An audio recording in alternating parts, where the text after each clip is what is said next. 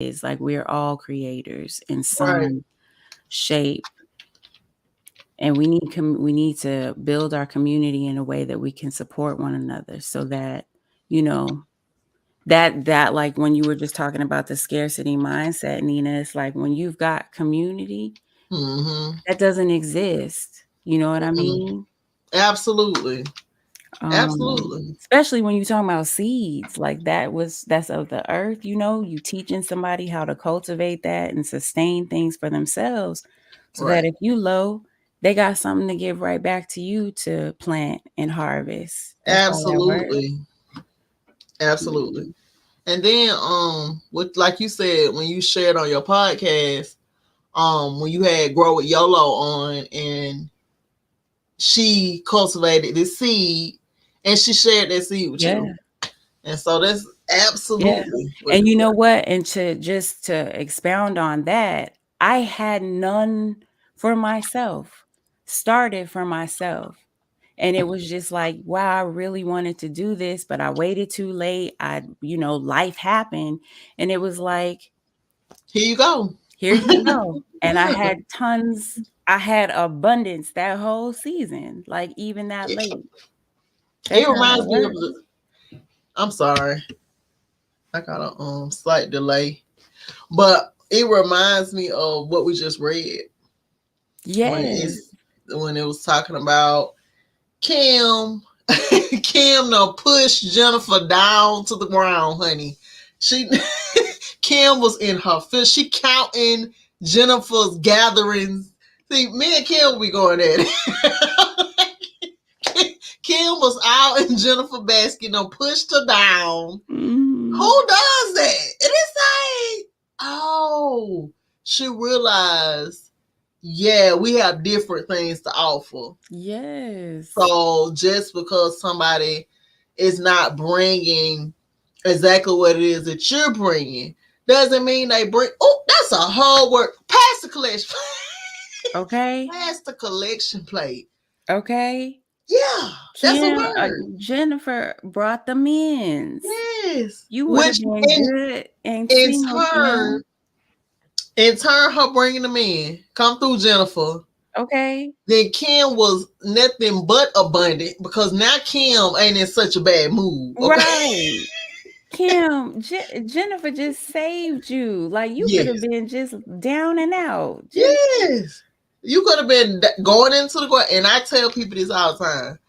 And it's very vulgar. Anybody know my content is straightforward, okay?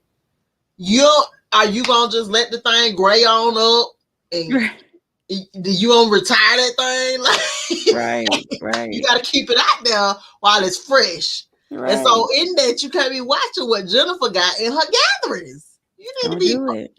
You yeah. don't do it. Yeah. So yeah, it's very real. And that's what we talk about. Y'all, we love community. We talk about this all the time.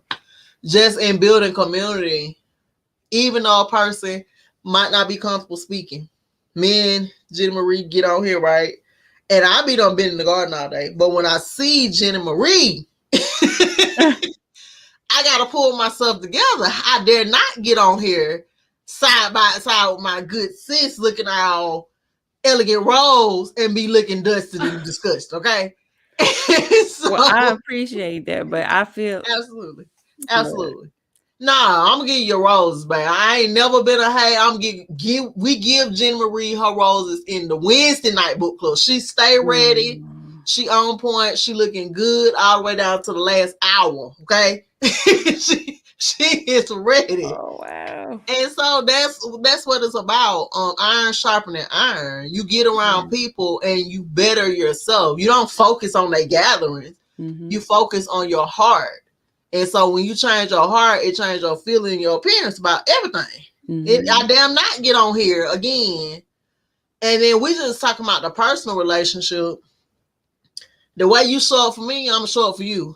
Anybody know, like, if we're gonna do it, let's show all the way up for each other. And so I'm thinking about her and me and myself. Mm-hmm. And it's no hate, it's all love, Mm-hmm. and we need that. And that's what the book was saying in the last chapter, that it's not about trying to balance all of your archetypes. Right. because we all had came to the conclusion you need all four and they got to be balanced, which is a lot. But what we are talking about is building community and then having those archetypes balance each other out.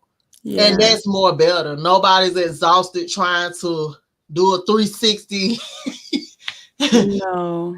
Yeah, yeah, No, but it does call attention to things within. yeah. Like I was just saying before, Nina, like that whole pleasure generation thing.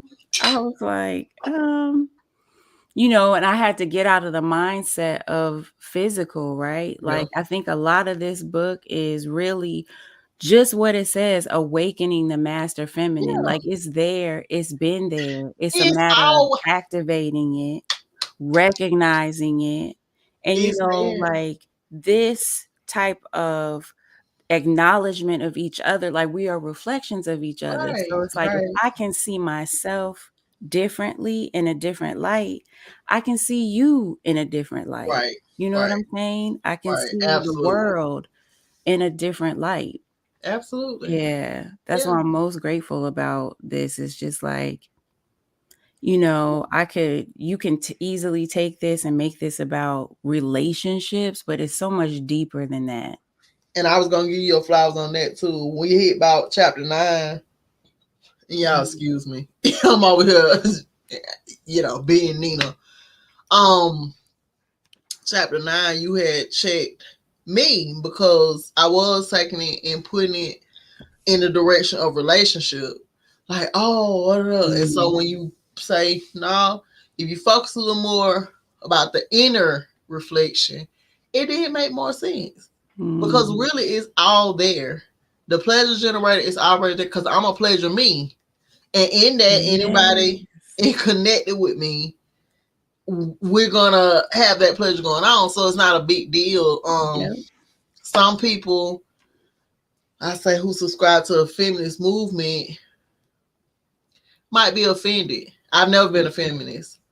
Um, I like to generate pleasure in my friendships and in my relationships. Like we finna have some fun, and so it's just a no brainer.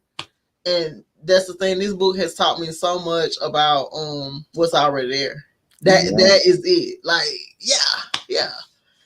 Yeah. So I love it, and I like the way you put that. Like yeah, like you say, it's already there. It's just shining a light, and you might have had some reflection through this book. Of course, of your lower self, but at the end of the day, even in the lower self, it's a lesson. It's always a Mhm. lesson present, and so there's no need to even beat up on yourself about it. It Nope. brought you to this point. So I love it. I love this book. I'm Mhm. looking forward to the male version.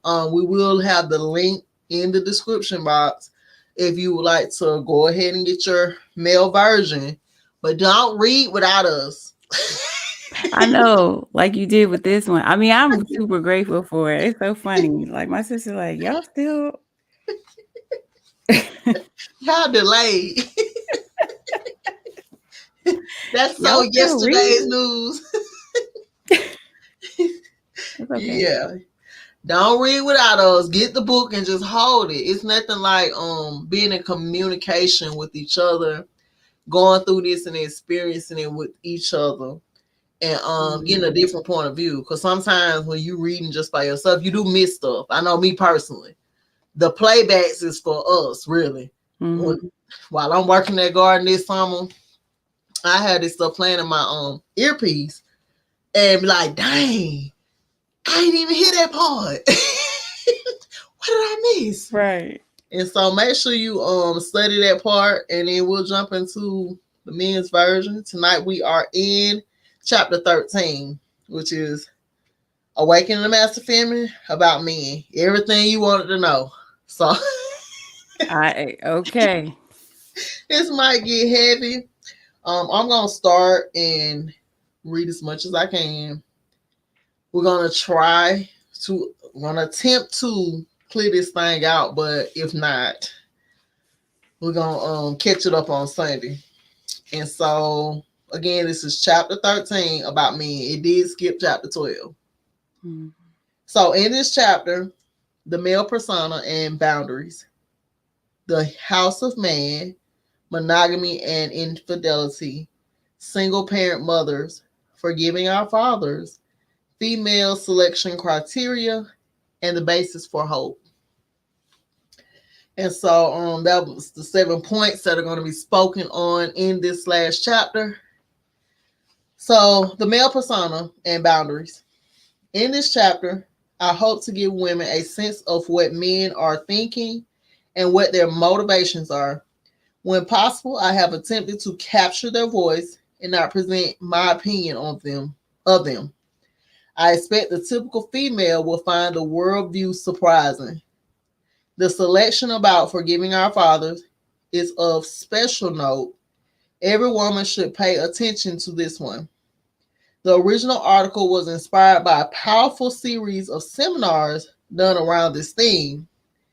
These workshops were for adult men.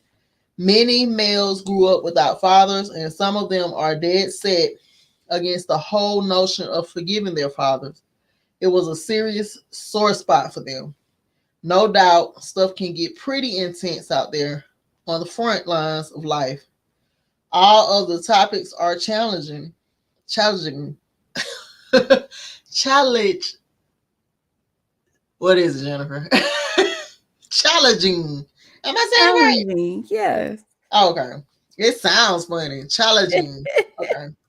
So we are going to explore things from the male perspective. In their heart of hearts, men do desire to love and cherish women. At least most men had this desire at some time in their past. It gets twisted out of them sometimes. Men are just not allowed to express pure masculinity like they once did. Push this back. Okay. If they do, they get pounded by the forces in society that demand they conform. And in the face of this pounding, some men become bitter, cynical, selfish, hurtful, and disillusioned. I imagine that this man was once a boy, innocent and pure. What happened to him? The modern woman suffers from a general lack of natural knowledge about the male. To understand why the male is the way he is, she must grasp the makeup of his energy. Its attributes are his attributes. Its boundaries are his boundaries. He likes what the energy likes. Masculine energy is elemental. It is always the same energy, no matter what container or vessel you put it in. In a male termite, the energy can only express a part of its nature. In a male human, it can express a lot more of its nature. The energy did not change. You are just seeing more of its characteristics. The characteristics were always there, but the other vessels were not capable of that level of expression. There are 4 categories to male energy: the eagle, hunter, warrior, and healer. The male energy is a broad bandwidth of attributes. The 4 categories are a way to measure what he is expressing at this stage in his development.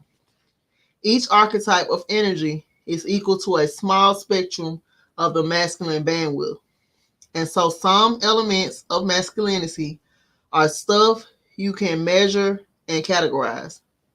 To the extent that you can accurately know what categories a man fits into, you can accurately predict how he will respond to in a given situation. But this is not the only dimension to the male energy. There are 3 basic stages to human evolution itself. This is the tree of life.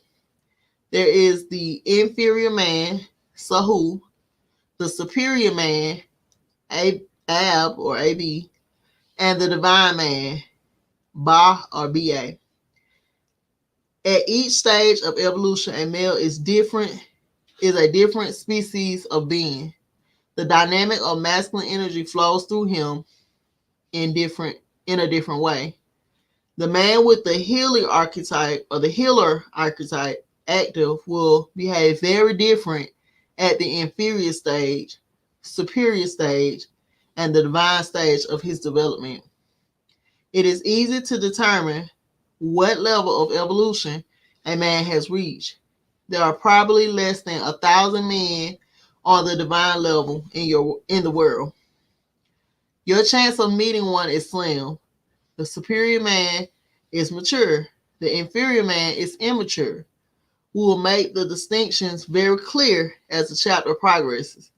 In all its aspects, we hinder men from expressing their natural masculine energy. The modern male also has a certain mode of expressing his masculinity that is in harmony with his natural inner nature. But few men live this way. The modern machine world hampers the male in his masculine development. Many men today seem confused as to their role in a relationship. There's no blame. Society has changed so dramatically in the last few decades that the adult men of this generation cannot necessarily follow the generation of their fathers. Many men today never really knew their fathers that well. For most of his life, the modern man is made to suppress his masculine nature. Men do not hunt in the wild forest anymore. Young boys are not allowed to fight on the playground anymore. Everything is controlled. If a man disciplines a boy or holds him to a standard of conduct, the women around him want to put him in jail. Men have very little time to be men. Men can be men on the football field. Excuse me. On the football field, but most men only watch and do not have time to play. Even in the army, once a bastion of maleness, the role of the male has been reduced. For even in the act of killing, he is now removed from his adversary. He kills from a radar screen or from inside a tank. He does not come face to face with his opponent. A gun stands in the way. This reduces him. The military soldier has been replaced by intellectuals and technicians that destroy efficiently. War is now a matter of covert intelligence and high-tech weapons. There is no honor in it. There is no place for a real man in our society. Discipline, aggression, and strength of character should be a part of the male persona, even if he wears a suit to work. But we have stamped out this part of the man from most men. We have replaced it with gross competition. There is a difference. There is no place for the truly male man in court, in the office, in school, or at home. He must watch actors portray real men on TV while he sits on the couch and dreams. Because of this, so many young men abandon the desire to achieve honor and instead seek the raw power and crude advantages that give them the advantage in a competitive jungle. Western style societies have no empathy for the spirit of the male in the man today. And while we idealize the masculine persona in movies, we will not tolerate him in real life. Today, he is considered crude. He will find himself out of a job if he dares to stand up on principle or buck the system. Even worse, he may land in prison if he cannot conform. Too many boys grow up in homes filled with women. They are spoiled by middle-class parents, or the demands of a suburban life kill the male in a slow death of cutting grass and commuting.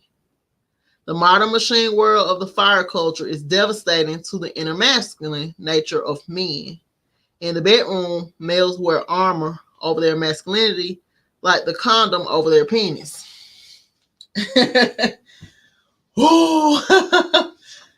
Listen, this Oh, this a moment of wow. truth.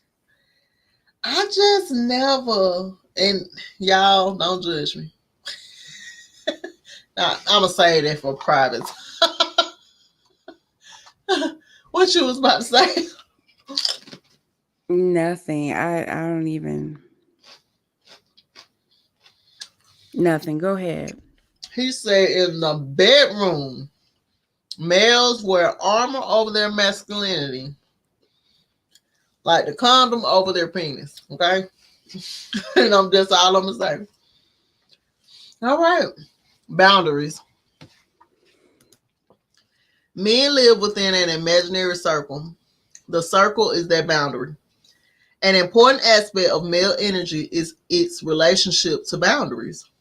Men have a relationship to boundaries. There's no equivalent in females. Males have a linear left brain posture that attaches relevance or lack of relevance to an action based on its position in respect to their boundaries. Things are either inside the boundary, outside the boundary, or they remain hidden from him. Outside the boundary is bad. Inside the boundary is good. The male will act friendly and supportive to things inside the boundary. He is either indifferent or antagonistic to things outside the boundary. At puberty, each male begins to enforce his first primary boundary, his personal security space. This is a physical circle about 3 feet out from him. When other males enter this sacred space, he will push them out or relocate. From this point, the male begins to construct more boundaries. These boundaries are not physical, but mental. Most men are walking around supporting 7 or 8 of these imaginary circles in most men are walking around supporting 7 or 8 of these imaginary circles, their boundaries. The things to appreciate about boundaries are these. What happens to create these boundaries in the man's mind? What is the policy for allowing the boundary to be crossed? The stronger and more evolved a man is, the more rigid are his boundaries. Women by nature are boundary violators. But each man resists allowing his boundary to be violated if he can resist. In many cases, this is a matter of life or death. He will seek to kill you or hurt you for crossing his boundaries without permission. Crossing the boundary with permission is a non-event. In other words, it is okay and there is no reaction from the male. Women are often guilty of boundary violation without knowing that they have done so. Boundaries are created that were not there before. Boundaries are almost always created by some agency outside of the man. Few individual men are evolved enough to create their own boundaries. All boundaries are created from a simple idea. The idea says that if we separate some element from its whole, a great good will come from this. Or the idea is that if we do not separate some element from its whole, something very bad will come from this. Common boundaries involve personal properties such as land or car. The mental image of this boundary or of the boundary is stated outside of the mind of the man, so that others can know the boundary and respect it. This is a deed or title. The deed to the property says this is my boundary, the imaginary line around this property map. Do not cross it without my permission. I love everything inside this line. I hate everything outside this line. Then there are tribal type boundaries. The idea that creates these boundaries is still very simple, but it's made by a formal incorporation. This incorporation is the formal statement of the boundary so that all men inside the boundary know who they are, and so that all the men inside the boundary can recognize all the other people who remain outside the boundary. There is usually a ritual to go along with a tribal incorporation. Examples of the creation of these boundaries are the street gang, a sports team, a business firm which sells stock, a church, a franchise business, etc. To be considered a boundary, the protocols of the boundary need to be enforceable by law. In the case of a street gang, if the state will not honor its laws, it will make up its own and enforce them. And yeah, if I be sounding like I'm out of breath, it's because when I'm reading, I be trying to figure out why I forget to breathe, okay? So yeah. Women think they know men, but most really do not. In the case of the inferior man, the only things that are really important to him are the things inside his boundaries. Even food, sex, and money are not as important to him as the things inside of his boundaries. Money does not become critical to him until it is one of the activities of a corporation on extraordinary significance to him. A boy does not really care about grades in school unless and until the school is incorporated and he adapts this boundary. In other words, unless the school becomes a tribal institution and admits him formally into its boundary, he will not be overly concerned with grades. If he is smart, he might make good grades, but it's not a priority. But the coach knows how to motivate a boy. The sports team is formal tribal intuition for which he must try out and be accepted. It has a well defined boundary. In the games, each team has a territory and rules of engagement. There are uniforms to better establish the boundary, and he loves everyone on his team and hates everyone on other teams. Most women think that by virtue of being in his family or being married to a man, that you are within one of his boundaries. And they would be wrong. If a family today operated like a farm or business, then the male might consider it a boundary. But most families today are not formal tribes. They are just people living in the same space. There is no mental boundary for the child to observe. There is no formal process of being received into a family, such as a rites of passage. Therefore, when men grow up, they just move away. There is no psychic connection to a boundary. In the old days, some men looked at marriage as a boundary, but that is no longer the case. When the no-fault divorce laws and the family court system went into law and the institution of marriage changed for males. Ooh, I'm checking my trade like, ooh. Okay, yeah. Now, I don't want to just zoom through this because it is long, but I want to say, when it said women are boundary pushers, no lie. I had a toxic habit of just in every relationship trying to see how far I could go and where that would end up. No lie. And I brought that toxicity into this relationship. And so it gives off mixed messaging. And I was like, okay, so do you like me or not? Because you act like you like me. And I just want to see how much you love me. That's generally what it was. And it just comes from not having that male presence in my life at a young age. And then trying to gauge in adulthood, just never having it. How far can I go before you walk away like my dad did? And it was very toxic. I remember over and over again these things happening. And So there was a lot that, I mean, you just read a lot. Like, right. I mean, it wasn't it was like 2 pages, but that these two boundaries. Okay. So if we can back up to just how the boundaries are created, because when I listen to it and read it, it sounds very much like division. Mm-hmm. Right? Because the idea says that if we separate some element from its whole, a great good will come from this. So, like, again, you are branching off and you are separating yourself. And by way of doing that, you inherit something that is good. That's one Right. boundary.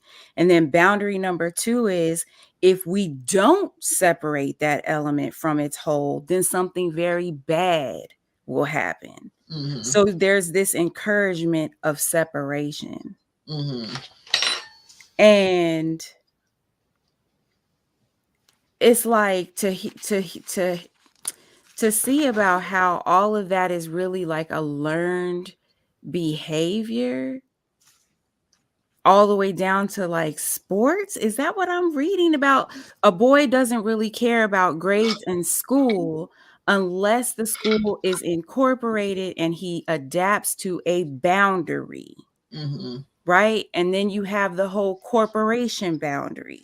Food, sex, and money are not important as the things inside of that boundary. It's just like it only becomes critical once there's activities of a boundary initiated within a corporation Right. where you've broken off. So you have to establish that. I don't know. That I'm still. I'm gonna need to like process that.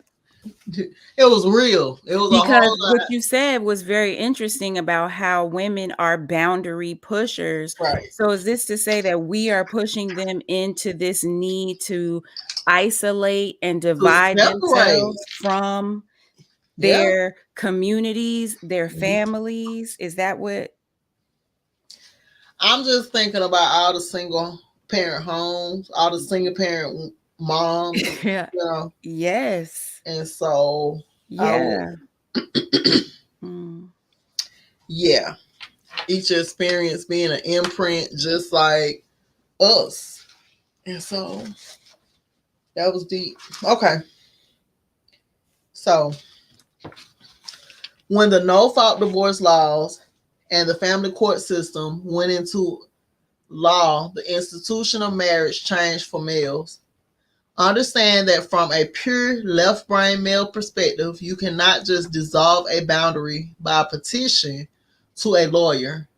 A contract is a contract. The boundary is sacred.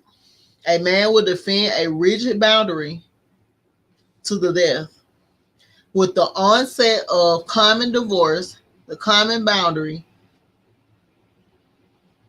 the common boundary that did exist around marriage as an institution was dissolved. In fact, many men see the woman coming into their home as an intrusion on their boundary. That's true. For about half the men today, the female mate is just a person who has permission to cross his physical boundary, nothing more. She is not inside one of his mental boundaries unless she is a part of his gang, church, business, or team, etc. If women were inside male boundaries in the home, men would never hit or abuse them. That is against the code. Most men do not want to spend time with their wives to have fun. They want to spend time with the other men who are within their boundary. The male has real allegiance and integrity only to people who are within his boundary with him. Are you starting to understand? So the question the woman must ask is, which side of the circle does he see you on? The inside or the outside? Most females would be surprised to know the man brings things inside his boundary to fill his needs, such as food, water, and sex. But only the members of his tribe have a special place in his heart. And a woman really does not wish to be within the boundary of a man, especially a rigid boundary, unless she is willing to play by the rules. For if a woman enters the boundary as a wife, if that becomes a sacred contract to the man, know that she can never break it. There is no divorce. Women do not respect boundaries, but men sure do. He will never divorce you under those conditions. He will try to kill you, hurt you bad, or kill himself. In the army, a man will often risk death rather than see the boundary of his unit violated. A man will risk death to defend his property. A member of a gang will kill to protect the gang. The great male societies of the past were simple male boundaries connected to a religious theme. Some of the well-known societies included the Gestapo SS of the Nazi, the samurai warriors of Japan, the braves of the Lakota Sioux war clan. Lakota Sioux war clan, the Asante Man warriors of the Asante Empire, the Knights Templar of Europe, the brutal Mumu or Mama revolutionaries of the Congo, or the Order of the Jesuits of the 1600s. They all had a code of service based on incorporation within a strict boundary. Some of these orders of men had high ideals. Others had no sense of honor or shame and held nothing sacred except power. We may hate them or admire them, but we must recognize the value of their boundary system. The blueprint of these boundaries was sheer genius. In each case, a diverse group of men were transformed to be focused on the achievement of a singular purpose. Some of these male societies were famous, others were equally infamous or infamous.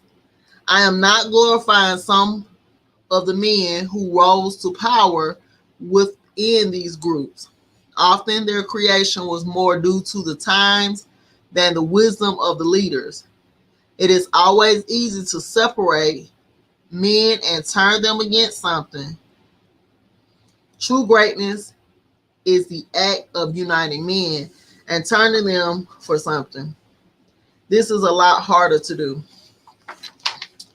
Ouch. So, do you want me to continue? Let me see.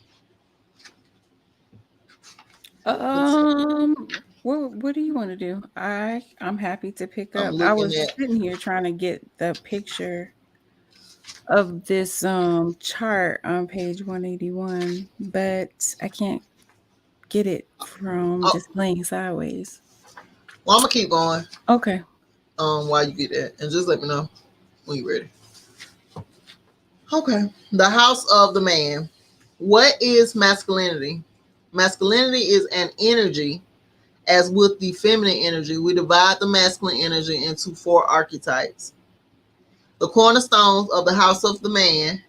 The male spirit contains the potential to tap into the masculine attributes of all male ancestors by blood or race going back 10,000 years. These male energies equip the male to carry out the roles required by his gender. This is what makes a male a man. You cannot train a boy to be a man. Education only is not enough. He has to do something to change his energy. He will not be able to be taught properly until this masculine energy is awakened in all four categories. Until masculine energy changes the programs in his subconscious mind, reproductive system, and auric field, you can teach him all you want to, but it will have little impact on his behavior. His father and other men in the culture naturally draw out his masculine energy. And so a man is born with instincts to be a man firmly embedded into his DNA. Every male has a complete set of these masculine traits, but for these dormant traits to play any role in his life, they must be awakened, cultivated, and brought online in his mind, body, and auric field. In most men today, only a few of these traits have been brought to the surface. In most men, their natural masculine attributes and power lies dormant, unused, untapped, because we fail to cultivate them. The four masculine archetypes: the way of the warrior, the way of warrior, the way of the hunter, the way of the eagle, and the way of the healer. And so the warrior, he's protective, rigid, paternal, and aggressive. The act and the art of engagement, the capacity to confront the obstructions in life based on a set of codes and boundaries. The eagle, logical left brain thinking, deductive, intellectual, segregate, segregative, segregative, and critical. Seeing the steps to make a plan happen, having a vision beyond the present, a worldview. The healer, holistic, balanced, sociable, artistic, and romantic. The ability to restore a thing to a sound original condition. The hunter, predatory, predatory, predatory, disciplined, persevering, and paternal. The ability to be accountable for the ability to be accountable for and responsible for the welfare of others. The way of the hunter, the ability to be accountable for and responsible for the welfare of others. The word husband is derived from a word for farmer, a steward of the land. The hunter is the steward of the family. He produces the things the family needs through agriculture or the capture of wild animals. In modern times, he gets a job. At the core, the yang masculine energy is always looking for something to do, while the woman is looking at how the world is and what it takes to get what she needs. The man, on the other hand, is always looking at how he can change the world. That is his dream. Hold on. The way of the eagle. Looking down the road to anticipate. The necessity of planning to enable forward progress. The structure of a natural plan. The need for vision and the expansion of the male worldview. The role of the male vision in ascension and development of mate and children. You weren't able to get it? Yep, I got it. Give me a second. Okay. I was just making sure I was going to snapshot it. The way of the healer, the restorer. Healing is about natural alignment. To heal is to return to one's natural and original state from a state of abnormality. To heal, a male must know what the original and natural state is. The way of the warrior. The energy of the warrior brings into the personality of the male an inclination for engagement. He is willing and even anxious to confront others. We see this energy in the white blood cell of the immune system. Engagement may involve physical confrontation or legal, economic, political, or verbal confrontation. Of course, when we think of a warrior, we think of a soldier, but a soldier fights because it is his job. A warrior fights because it is his nature to fight. His heart is the heart of a champion. He is looking for a cause. This energy of the warrior is not just the disposition for fighting, but more so an inclination to do battle for a just cause. He wants to correct something. His inner desire is to return the corrupt thing back to its original pure state. At the heart of his desire to engage is a sense of justice, and it is not his strength or drive that makes him a hero to us. It is his unbending sense of justice that makes our hearts go out to him. He is the theme of every cosmic book hero. He is the spirit of Archangel Michael, who, when called by God, challenges the evil Lucifer and throws down the one they said could not be overcome. He is the hero Hercules, the son of the deity Zeus. He is Heru, the son of the deity Aset, who avenges the death of his father and throws down the evil Set of ancient Kemet. The theme is universal and yet is very often misunderstood by women. The essence of the energy of the warrior is the capacity to defend others without concern for the harm that it may without concern for the harm that may come to oneself. This energy is not offensive in nature. It will only defend. It does not attack without cause. The warrior fights because it is necessary to restore the natural balance. The soldier fights because he is told to. He is paid to. And he is paid to. The warrior fights with honor. The soldier knows no honor. His motto is, all is fair in war. This is the saying of an animal, not a god. And so often today we portray men as warriors who are something less. The soldier, the cowboy, the pro athlete are held up as warriors when they are only imitations.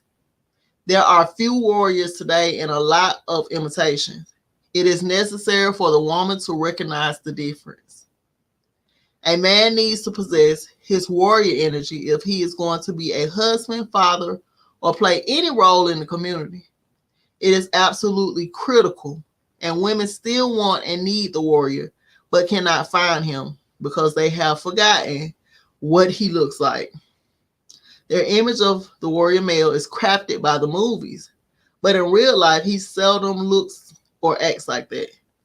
Most often, he is not rich, exceptionally handsome, or famous.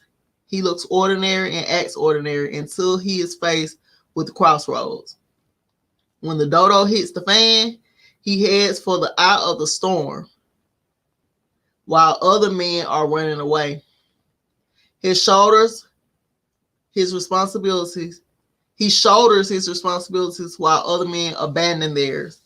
He stands up for the underdog. He takes on the unpopular causes in society because they matter to people. Often today, he loses his fights. And this is what the female does not understand. In the movies, the hero always wins. But most of the true warriors today are losers. Their causes did not prevail. If they had won, our world would be better. And because they are not celebrated, she does not recognize him. We think the hero is always going to be 6'4" tall, handsome, and action-oriented. But the warrior may be short, ugly, and poorly dressed and shy. He is a warrior by his heart and energy. Standing up straight is the ideal of masculine energy. It is not about posture. It means to stand firm about an ideal, to keep one's word in the face of adverse situations, to nonetheless remain in male integrity. It is this energy of the warrior that makes a male stand up straight. But the modern woman does not place a high value on the warrior energy. She is more impressed by the money of the hunter or the charm of the healer. So yeah, which I see on the screen is what we were just reading about. Just the archetypes of the male. The master masculine faculty. Within the DNA and spirit of each man resides the full complement of the attributes of masculinity. This bank or store of attributes contains all male traits that any man in his bloodline has ever had going back 10,000 years. Any man can bring forth any male trait that any of his ancestors possessed since the dawn of time. But these traits are only dormant possibilities. He is not born with the actual use of any of these traits. At birth, a male child is not much different from a female child.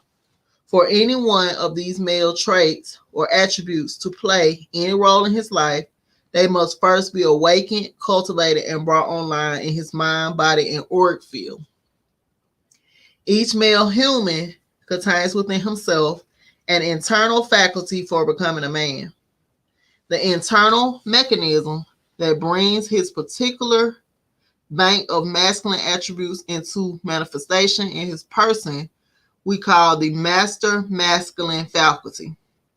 His master masculine faculty is the intelligence within a man's subliminal program that chooses from this vast bank of potential male attributes, selects some, and takes these attributes out of their dormant state in the DNA storehouse and activates them. The master faculty, masculine faculty, takes a sleeping trait in his DNA and brings it online.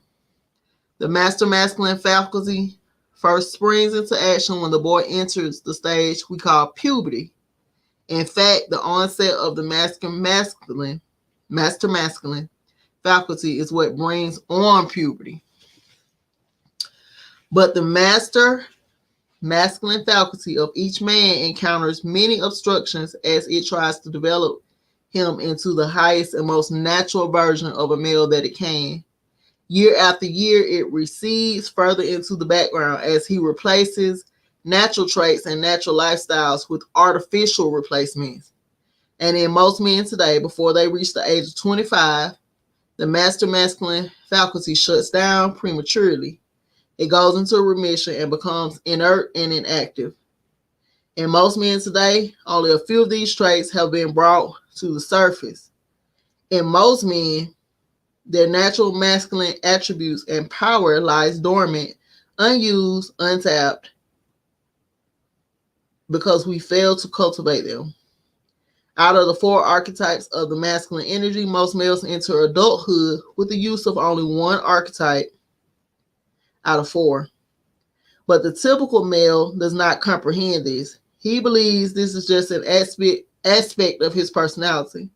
But having only limited use of his male energy, he takes on a limited, narrow, and dysfunctional worldview. His outlook on relationships is impaired in accordance with the archetype that is dominant in his spirit. As a young male, he attempts to relate to females based on whatever archetype he is. If he is the eagle type, he tries to be logical, looking ahead, scheming, etc.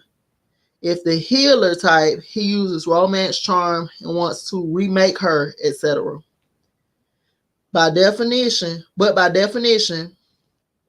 he is not able to conduct a successful relationship. He is not capable of this as a young man. Some of them realize their shortcoming and struggle to evolve in a short time. Others stay in the same dysfunctional state for years. Each man is born with the potential to be a great father, a great provider, a super warrior, and a super stud in bed. To become the highest and best version of a male possible, he must bring forward all his potential. But most men today do not. In the male master masculine faculty, the master masculine faculty awakens at puberty and brings on one or two attribute sets online. And even if the man makes the most of the archetype he has, it is not enough. Such a man can be a champion in one arena and still fail at life. This is the situation most men find themselves in. He is a good warrior, but a poor healer. He is a good hunter, but a poor eagle. The man does his best to impress women and find a mate. Therefore, he wears a mask. The mask is there to play up his good side. And more importantly, the mask serves to hide his imperfections due to the missing archetypes. And men are becoming more yin. And they do not know why. For the female seeking a relationship and family, this presents some pretty critical challenges. Each female starts her adult life with a built-in attraction to one of the four male archetypes. It is based on her father and her womb imprint. In other words, each female is more attracted to the warrior type, eagle type, hunter type, or healer type based on what her father was and or which archetype the men who first imprinted her were. Ooh, that's just so deep. Um, but she is never satisfied with him because what she really needs is a fully developed man with all four archetypes active in his energy field. Also, most women bring a lot of fear or anger into their sexual life that further complicates their ability to see men clearly. There's no blame in this. Men are even more in the dark. In our society, men and women are under many illusions and false beliefs from the influence of money, power, and religion. We struggle under the burden of the scarcity model. It is cause and effect. In the incomplete development stage that most men are in, they are not capable of providing the female with the relationship experience she so desires. Now, for the most part, men want to love women and women want to love men. How do we stop getting in the way of that? How do we stop? Wow. This is a lot. You speechless. It said that it's based on who her father was and who imprinted that womb. Facts. Mm-hmm. And then it goes on to say, but she is never satisfied with him.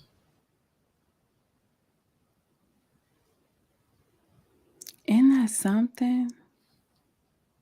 Yeah.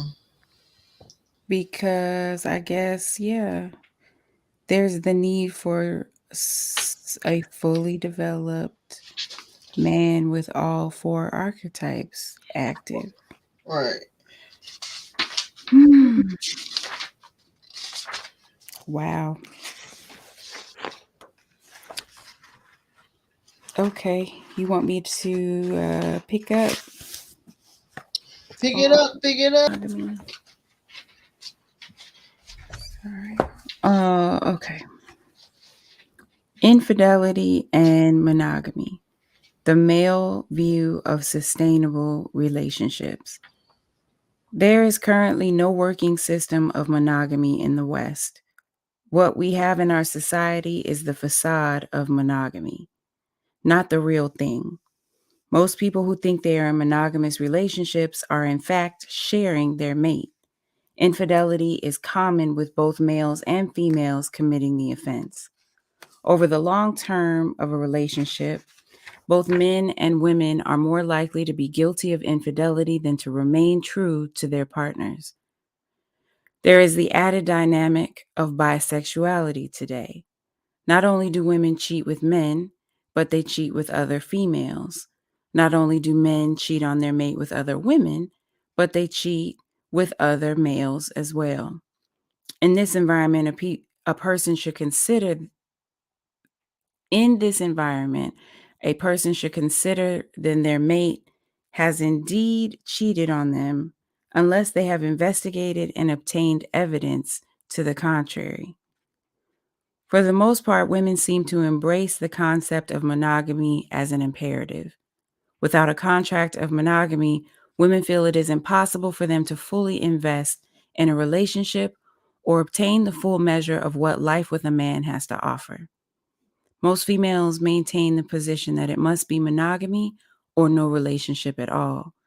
There is no training ground. There is no in between. Men are forced to choose. If they fall in love with a woman, they must concede to a long-term relationship or hit the bricks. Women force men into monogamous relationships whether they are ready or not. And the fact of the matter is, the majority of young adult men are nowhere near ready for a long-term relationship. Men crave stimulation. The yang male is always looking out, seeking new interaction and adventure. He thrives off of arousal and change. Males crave stimulation and are very intolerant of things which remain static. The male worldview on monogamy is negative.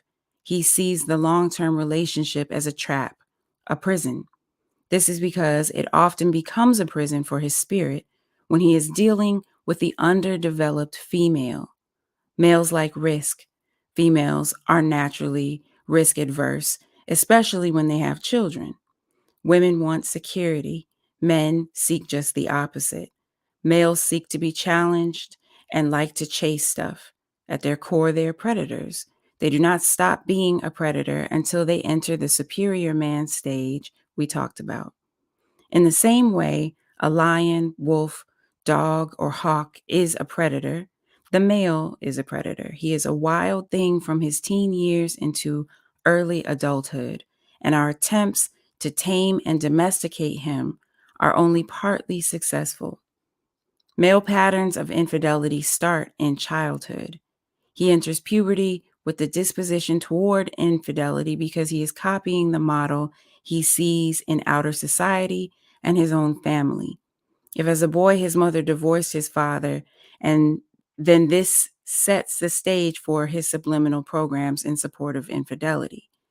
You may tell a child it is bad to cheat on your mate, but they follow the models they see out in the neighborhood. In the male, the pattern of infidelity may start as early as the age of 2. Later, as a teen, his master masculine faculty awakens, and the juvenile boy is imprinted as a male. When his master masculine faculty awakens, it brings on puberty. It looks out to identify the alpha females in his vicinity. These are his peers or older. These are usually the most attractive females with the most fully developed yin, female energy. The boy then seeks to become an alpha male to the dominant females. His imprint is determined by the rejection or acceptance of the alpha females. This imprint is further formed by the energy signature of the first female he makes love to. So his iconic female is a composite of the dominant diva of his peer group and his first sexual conquest. Often the woman is the hunter and he is the prey. Refer to the book Awakening the Master Masculine to read the full discussion of the male imprinting process. A pattern of infidelity may be inserted into his subconscious during this period.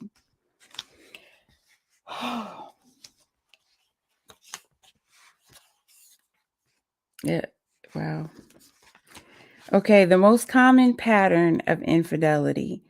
Most males never reach the point where monogamy is the active program. In males who attempt monogamy, it is forced over an underlying pattern of infidelity programmed into the template during puberty. After a period of resistance, the adult male succumbs to the attractive force of the female and enters into a long-term relationship. At the point where the male enters a relationship, he is not fully mature. His masculine energy is still in a developmental stage.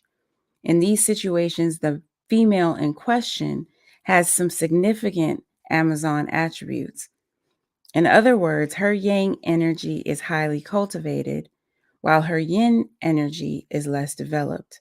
In the early phase of the relationship, her yang take charge posture may be a plus, but she wants to wear the pants in the household. She insists on playing the role normally intended for the male. She will, of course, run into increasing conflict with the male in this regard. As his masculine energy matures, he becomes increasingly less tolerant of other male energy in the household. It is like having 2 men in the house. In the sexual sense, her excess yang energy becomes increasingly less attractive. One day, the male finds that he feels an irresistible attraction to another woman. It is not that she is more attractive than his mate, but her energy magnetizes him. She is a yin, feminine female. He may resist her, but in a few weeks or months, he meets another. On the other side, he is no longer fully aroused by the mate. There may be some residual attraction there, but not much. He feels like he has been going to bed with a male in a woman's body. And then one day he gets the opportunity to be with a woman who is more yin than his mate. He goes for it. It happens fast and without warning.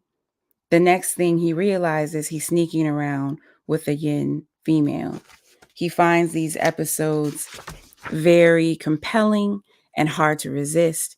He's not thinking straight. And then, of course, he's caught.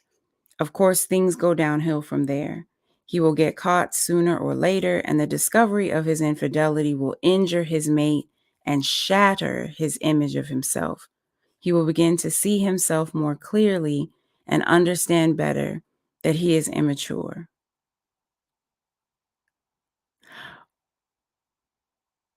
So, is this to say that once he gets caught, he'll begin to see himself more clearly? Mm. He ain't got no choice. You don't got caught. But what about the habitual cheaters? Like, what about them? I think the case with that is the forgiving female. Well, I can't even say that because when you the habitual cheaters, sometimes they're allowed to go from female to female. But yeah, I think it's what females allow. I remember just being working in the club makes you kind of coarse when it comes to the cheating because you see so much cheating, and so in that you do form a notion that all men cheat, that they somehow lead with their penis. And I'm probably gonna get into this in the book about men, but it's just a cycle, all of it. It's like this big loop of dysfunction. Mm. What do you think? I mean, I think that uh, I wonder what distinguishes that male that decides to see himself more clearly and the one who decides to be in denial about his level of immaturity. What is the deciding factor? Um,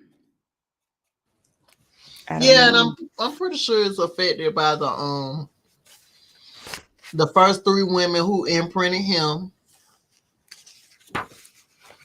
and then also whether or not his dad was around or his mom in the male version, all that. And so You know what I found to be interesting about men, the boys and the imprints, how their imprint is determined by the rejection or acceptance of the alpha females. I found that to be very interesting because that could happen just at a young age. I mean, I just think about, I was just telling you how my son lives to find like the oldest little girl, and I was just questioning, like, why does he do that? Why is he so? It's I don't know. he gonna he gonna aggravate her to the fifth power.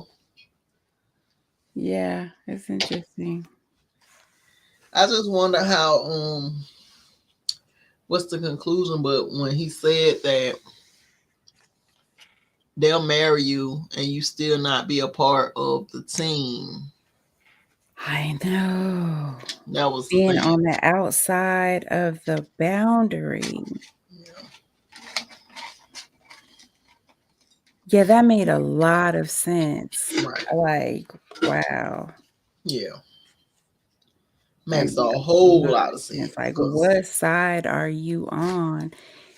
And I mean, that made it very black and white for me. Like, it's a clear, knowing that you have a clear understanding where you stand in those relationships. yeah. I mean we see it playing out in the world. Yeah. The nature boy thing, it's like looking at him, he has all these wives, but they clearly not on the team. The way he conducts himself Mm, with them, mm, and how he forces them to conduct themselves is crazy. mm.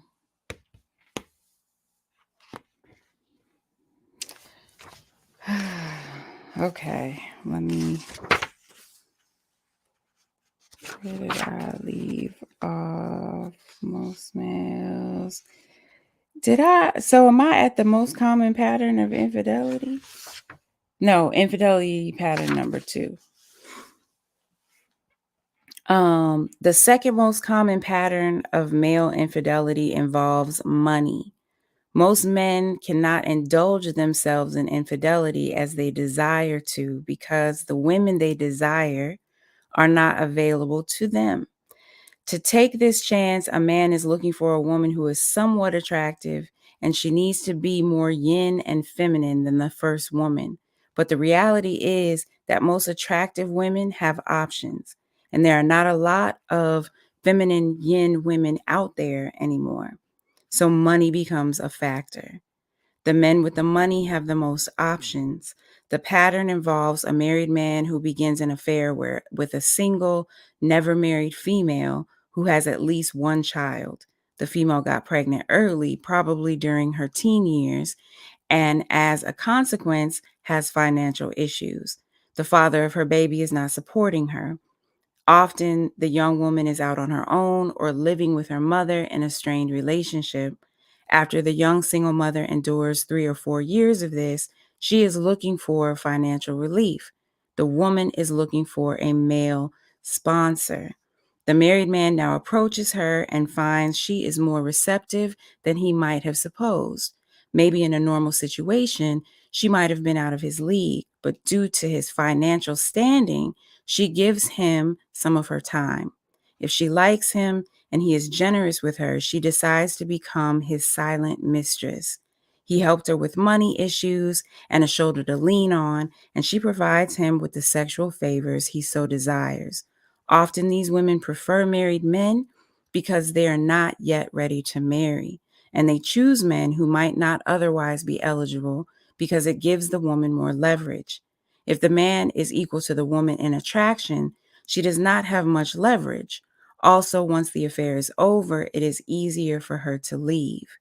The primary motivation for the male in this situation is to have intimate access to an exciting, attractive woman that normally might not give him the time of day. This is a dream come true. Not only is she perhaps more attractive than his wife, but more importantly, she is attentive to his needs. His contributions to her count, his contributions to her count, and she shows appreciation for him. I don't get that, but that's what it says. His contributions to her count, and she shows appreciation for him. He feels her genuine appreciation. This probably improves his sexual performance in bed immensely. Damn. You hear that all the time. All the time. Okay, third common pattern of infidelity. The third common pattern of infidelity involves an older man and a younger woman. The male is 35 years plus. The female is at least 10 years younger than him. Most men make mistakes and regret many of the decisions made in the early part of their adult life. They reach a place in their life that is unexpected. It may not be bad or good, just not where they thought they would be. The woman they are with is on one course, and the man is on the same course. And then one of them changes course and the other partner does not. They start to grow apart, but because of kids or other reasons, he does not seek to end the primary relationship, but this man yearns to redo his life. In the scenario, into the scenario comes a younger woman. She may not be more attractive than his wife. In fact, he's probably looking for a copy of his wife, but younger. The younger woman may possess the positive attributes he likes in his wife, but lacks the negative attributes he associated with his shortcomings. He pursues the younger woman as a metaphor for attempting to redirect a course in his life.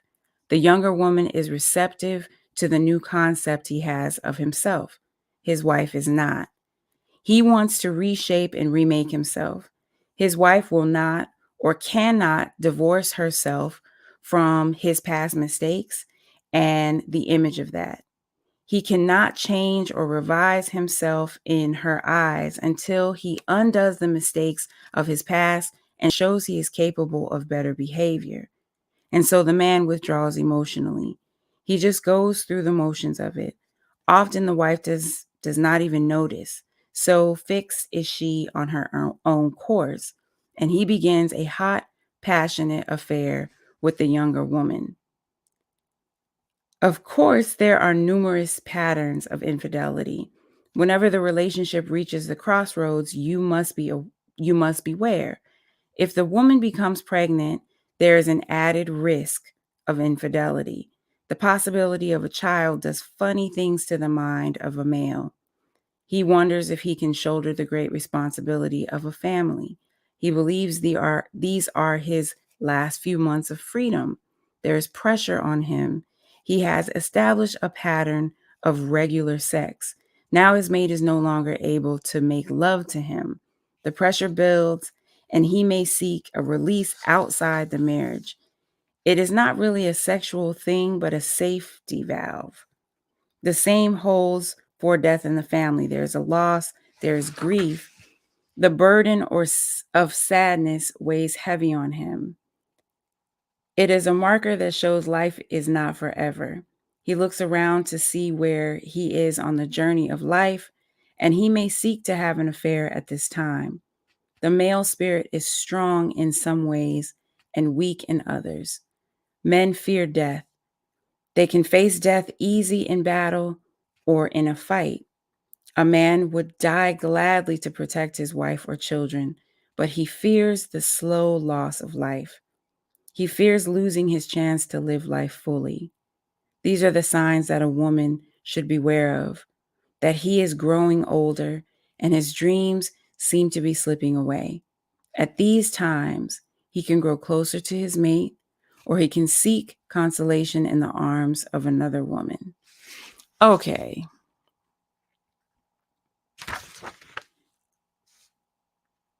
Let me just keep reading. What you finna say? Mm-mm. I So in the third pattern of infidelity, right? The woman is at least 10 years younger than him, right? And he pursues an even younger woman than that. Right. I feel okay. Yeah. I felt like I don't know about the infidelity piece. I think in my mind I may have, but at one point during my marriage, we had a fairly significant age gap, Mm-hmm. and there was that time where the courses of our lives changed. Mm-hmm. And I definitely remember feeling like he has this whole other course that he's, just loving and exploring. We were once on the same path. Now we're not. I have Mm-hmm. no desire to take that path, Mm-hmm. but I want to be supportive. I don't know how to show up. And I start seeing younger, these young, free girls. And it's just like, wow, I'm in my mind, it's like they're babies because I'm young. I'm Mm-hmm. younger than you. I definitely know what that's like. Absolutely. Absolutely. And that's what it boils down to. I call it the newer model syndrome. And so you think you're going to be getting something better by going younger, but in actuality, by the time you snap up out of it, you have nothing in common with them because they are babies. Mm. And women do it too. We see these women around her being cougars and, you know, what they call it, a sugar mama. Sugar mamas. That's a trip. That's a trip to me. I mean, I'm just trying to figure out though. Okay, so we right. You sad, you heavy, so you cheating. I'm okay, where we going with this?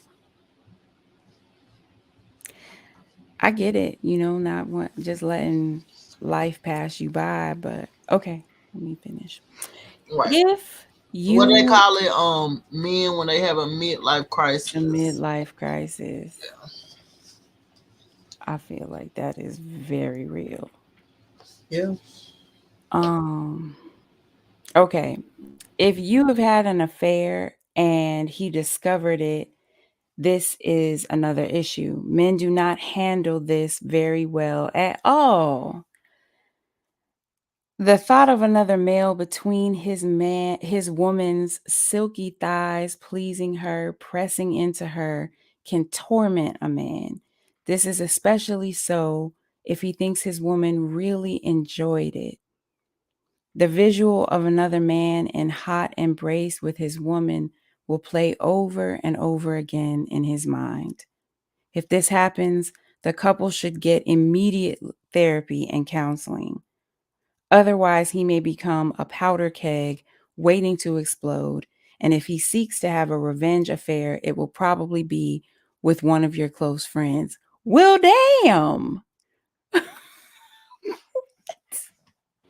Too much. Oh, what? Listen, I know a couple right now. This is exactly how it played out. Oh, she was cheating and he slept with one of her closest best friends. Not just that, I know a lot of women that believe in confessing their infidelities.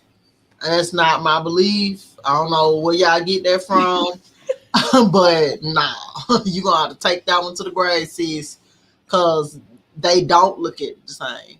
I know a couple, a female who confessed, her husband brings it up on the regular. Okay, 20 years later, he's Mm, still bringing it up. Okay, so that's not the move. don't do it. So they don't function the way that we do. Okay.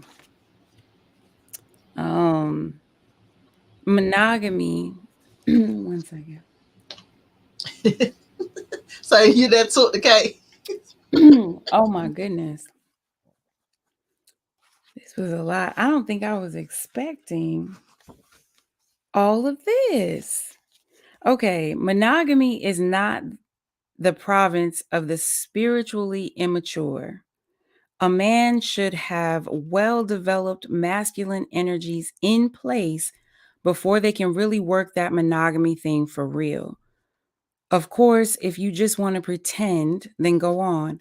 But you need to really have your ducks in a row before you can vow to love the same person for the entire rest of your life. Before you jump up and vow to love someone forever, you need to make the investment so that you can back that vow up. What makes you think what makes you think that you are not going to make any of the major personal mistakes that terminate relationships? For a man to be able to live up to his vows, he must have a level of spiritual maturity. His full masculine energy needs to be online. A lot of men are writing those monogamy checks, and a bunch of those checks are going to bounce. It does not matter if he went to college or not. It does not matter what church he belongs to. It does not matter what his corporate title is. He cannot back up such a vow unless his masculine energy is there.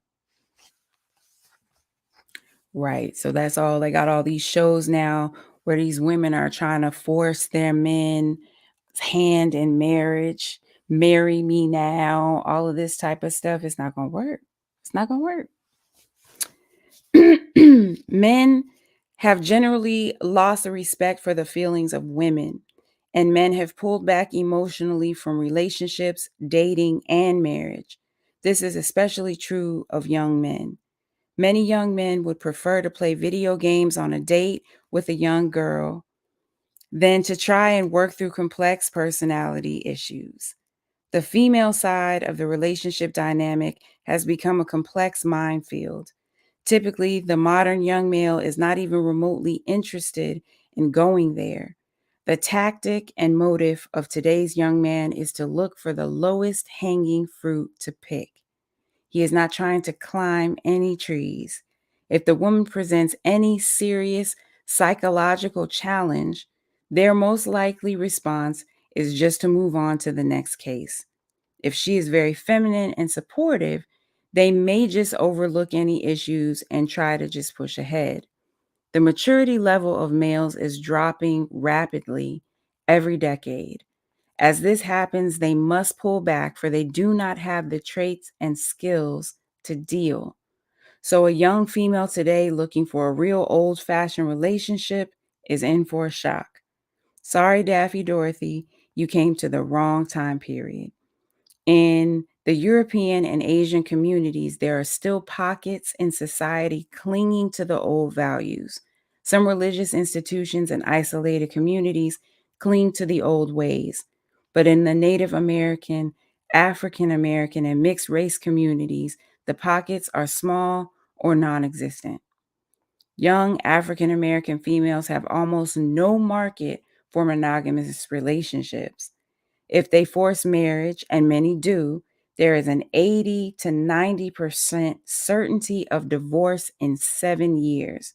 And while they are married, they're almost certain to be sharing their man, whether they know this or not.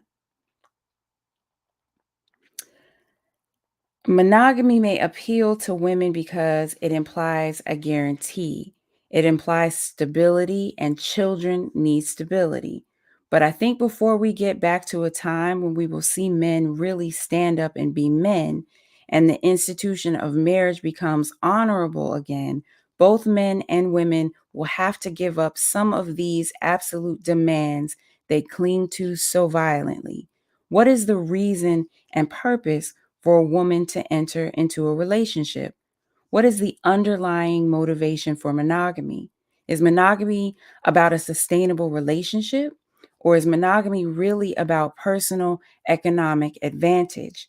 In my opinion, it is more important that the relationship have the quality of being sustainable than that it just meet a requirement of being monogamous. I do not believe that all sustainable relationships absolutely must be a certain be a situation of monogamy. When females force the construct of monogamy on the relationship, often it has the net effect of hurting, destroying trust, and making new wounds. The males are not ready, and society seems unwilling to invest funds in programs that will mature men, nor are women currently funding these types of ventures. It seems most men and women these days choose personal economic advantage over sustainability any day. Sustainability means your relationship is still going strong 20 years from now. Personal economic advantage means that you are doing better than your neighbors and friends at any specific time. There is a big difference. It seems that most women who are heavily invested in monogamy are invested out of a quest for personal advantage and not for the sake of sustainability. Why does a wealthy woman buy a Lexus instead of a Toyota Avalon? They're almost the same car. They're made by the same company. They are often built on the same assembly lines, except the Lexus is a luxury brand and costs up to $20,000 more. Both cars give you an excellent ride. The reason that woman will spend the $20,000 extra is because she is seeking a personal advantage, not prosperity. Purchase of the more expensive car reduces her net worth. It is the brand she's paying for, the luxury brand. It is because other people cannot own one easily. There's a value attached to that.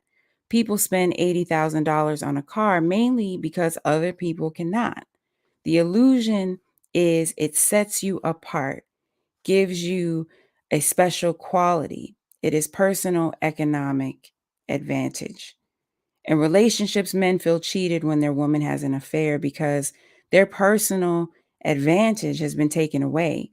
The man feels violated in the innermost part of himself because his woman was penetrated by another man.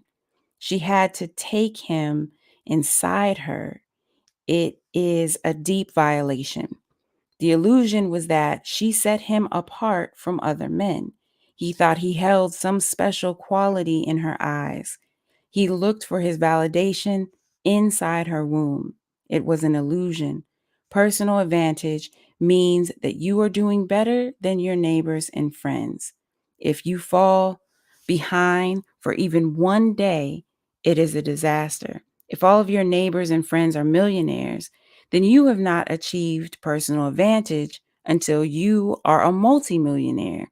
You see, if you live in West Pohick Junction and everybody in West Pohick Junction got gravel driveways,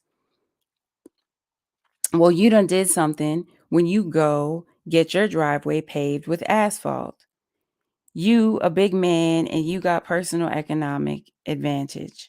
You come home and your wife got on a French maid outfit, hair up in a bun, and she's smiling like the freaky about to happen. It is because you guys got personal advantage over those hick neighbors. But if you live in West Malibu and your neighbors got those long curving driveways paved with the imported granite inserts from Europe in fancy designs, they look too nice to drive a car on. You got your nice paved driveway in the best asphalt money can buy, but guess what? Next to your neighbors, your driveway looks plain and cheap. It is the same driveway. Your car rolls on it nice, but you're not satisfied. Why? Because they got the personal economic advantage over you. Therefore, many women are heavily invested in monogamy as a means to personal economic advantage. Female selection criteria for mates. As we have stated before, there are three events that shape the image of what a female desires in a male. One, she wants a man like her father if her relationship with dad was good. If the relationship with dad was bad, she wants a man who is what her father was not. Number two, she is imprinted by the first two or three men she has sex with. Based on his energy, she desires a man who is similar. Her master feminine faculty awakens and brings on puberty. During the early stages of puberty, she forms an image of the alpha male based on the men in her environment who make a positive impression on her. In all three instances above, there's a good chance that the male role models involved are negative in character. Thus, the icon she shapes of an ideal male is one who has a negative character. If she were, in fact, to enter into a relationship with this ideal mate, the experience that would result would be a negative one for her. In other words, females are looking for a mate who is essentially dysfunctional. Select versus non select. Females who are sexually viable are constantly grading and evaluating males as to their sexual worthiness. It does not matter if they are 13 or 60, married or single, a stripper or a nun.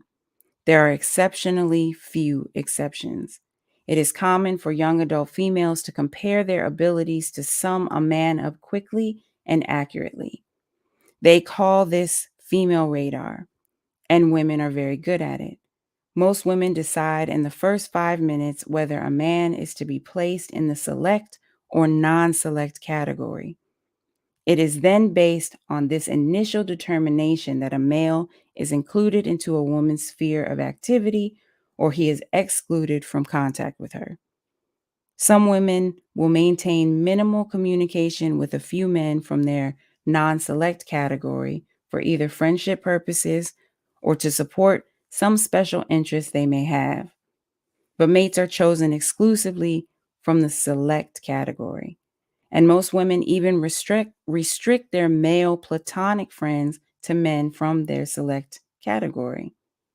As a consequence of this practice, women typically have a circle of male friends who represent an exceptionally small bandwidth on the spectrum of possible males out there.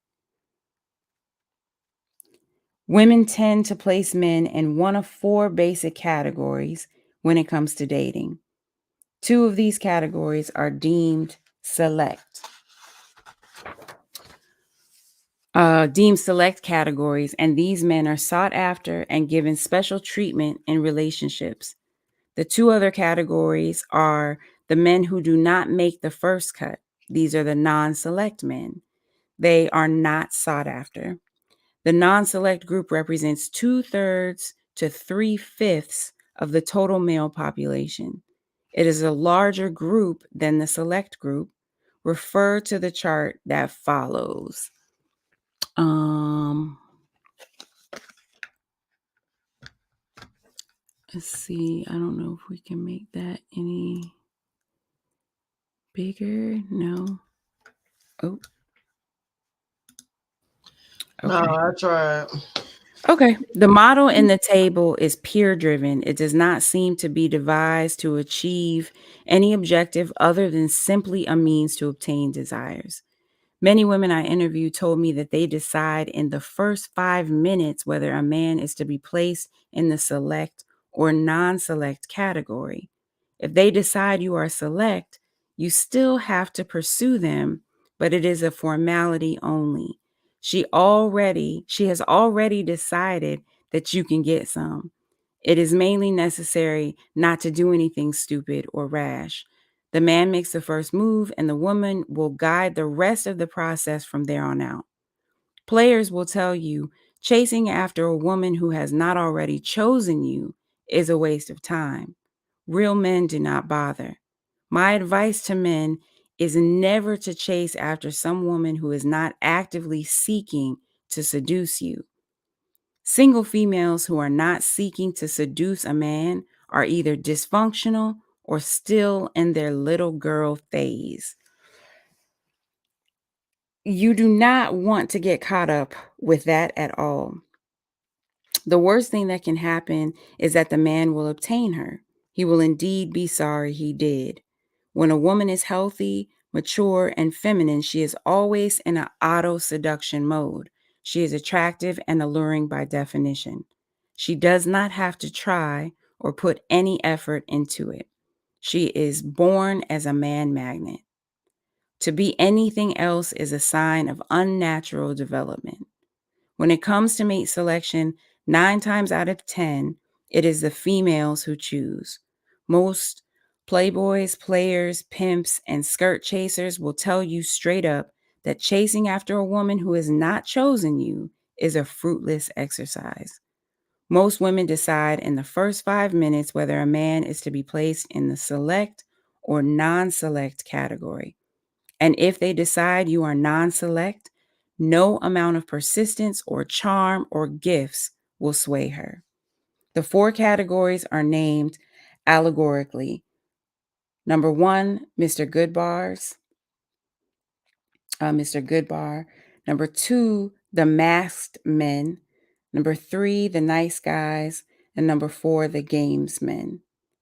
Mr. Goodbar is exciting, charming, appealing. He satisfies a desire for passion and romance. Like rich chocolate, she wants to indulge as much as possible. But these men tend to be self centered. Women serve at their pleasure. They relate to women on their terms. The masked men are successful and handsome. He satisfies a desire for money and power. He has become that thing that women want on the surface by wearing a mask, but he is non committal, and these men bear emotional scars beneath the mask. Mm. The nice guy, non select. So the nice guy is a non select male. Mr. Goodbar and the masked men are the two select categories. So nice guy, bland, reliable, not exciting. Nice guys are too yin. They may have good intentions, but nice guys always lose out. She welcomes platonic relations with him, but flatly rejects his romantic advances. Nice guys get no panties. Um, then there's the gamesman, which is also non select, persistent, phony, a facade of macho. He lacks substance. He wants to get his by any means necessary. Today, the selection criteria have shifted away from character issues and compatibility to material issues. Men are judged today based strictly on what is on the surface. The criteria include looks, money, power, sex, religious affiliation, peer appraisal, etc. Being judged as part of the select group does not guarantee the women will choose you, but being classed into the non select group guarantees that they will not. This is how the westernized woman gives away good men. She rejects men who have not reached a level of surface appeal or material achievement. Men of honor, dignity, good intentions, and high moral value, and etc., are kicked aside if they do not meet the strict criteria. The young woman wants men to already be there instead of choosing the most compatible males and helping them get there. If the army used her model and refused to accept soldiers who were not already trained, few men would make the armed forces. Her selection criteria are based on a scarcity model, and this scarcity model is where all of the problems start. Perhaps women as a group recognize that male adults are lacking in some of the development needed to become a good mate. But there does not appear to be any overall understanding of what it would take to get males to finish their development, nor does there seem to be an appreciation for what that would really entail. Often today, men from the non select group are just pushed aside. They are trampled over in the rush to get to the men of the elite aristocracy. When women settle even for a good man or a nice guy, they often treat him in an inferior way. He does not get her best effort. The nice guys do not get the midnight booty calls.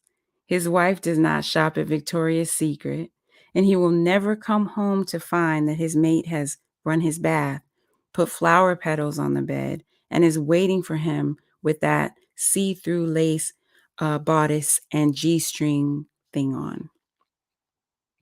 She is not broadcasting the elegant rose. The male response to this is a gangster mentality. Men will do just about anything to be in the select category. This includes selling drugs, buying a big car, getting the best job, and hanging out only with other select men. In the second place, she forms a long-lasting attachment to men who resemble the first boys she had sex with.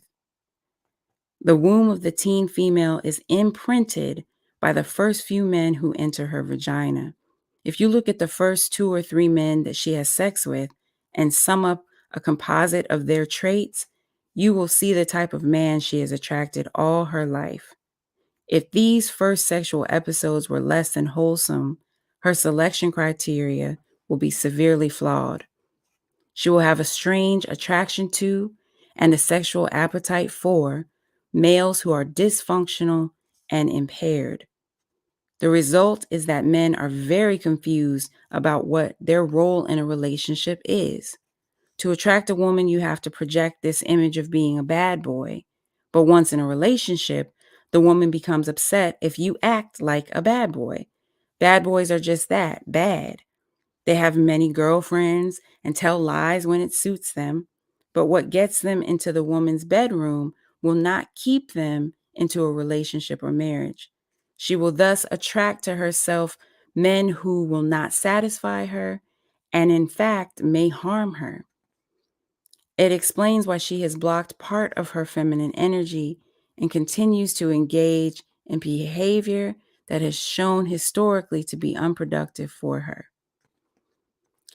Now, if you want to know why some women enjoy being tied up by men and others always want to save a man who needs help, and some women want a rich man, and still others only get turned on by the dominant type, you need only look back at their father and the first men they had sex with and evaluate what was going on in her life at that time. You will have the answer to your question, and you will have a preview as to why her feminine energy is blocked to the extent that it is. For the Master Feminine faculty simply follows the recipe or program. It has to work with what is there. Nina, you want me to keep reading? You stop me if you want if you want to. Okay. You want to start back at forgiving our fathers on the next page. Okay. Nature is based on a model of abundance. There are enough people that everyone can have an attractive, healthy, loving mate. Scarcity is created by man due to the greed of a few and the ignorance of the many. It is war, political oppression, racial oppression, and governments that create scarcity. It does not exist naturally. You have to make it. The fashion and vanity, low self esteem, and romance. The car industry designs cars to break down and burn a lot of fuel. It sells parts and promotes the oil business. They spend millions to change the style of cars every year so that you will spend billions because your 2-year-old car is obsolete. The planned lifespan of a personal computer series, software, video device, DVD, or electronic entertainment device is no more than 2 years. Business people actually sit down in a room and try to figure out how to make their products obsolete in the desired time span. Women promote the scarcity model by creating a class of men who are non-select. The proper action is to identify a class of men who are underdeveloped. Work on ways to encourage these men to finish their development. Do this in a way that validates the male instead of destroying his self-esteem. Today, many older women feel lost. They feel out of place and disconnected. They have lived the life that society has crafted for them. They dressed the way they were supposed to, acted the way they thought was proper, tried to do the right thing, and sought with great effort to share love with the men in their lives. But through all of it, they were not completely present. It was not the real them. They lived for their parents, their children, their husband, their job, or their church. Because they agreed to support the scarcity model, there was no room in their life for themselves.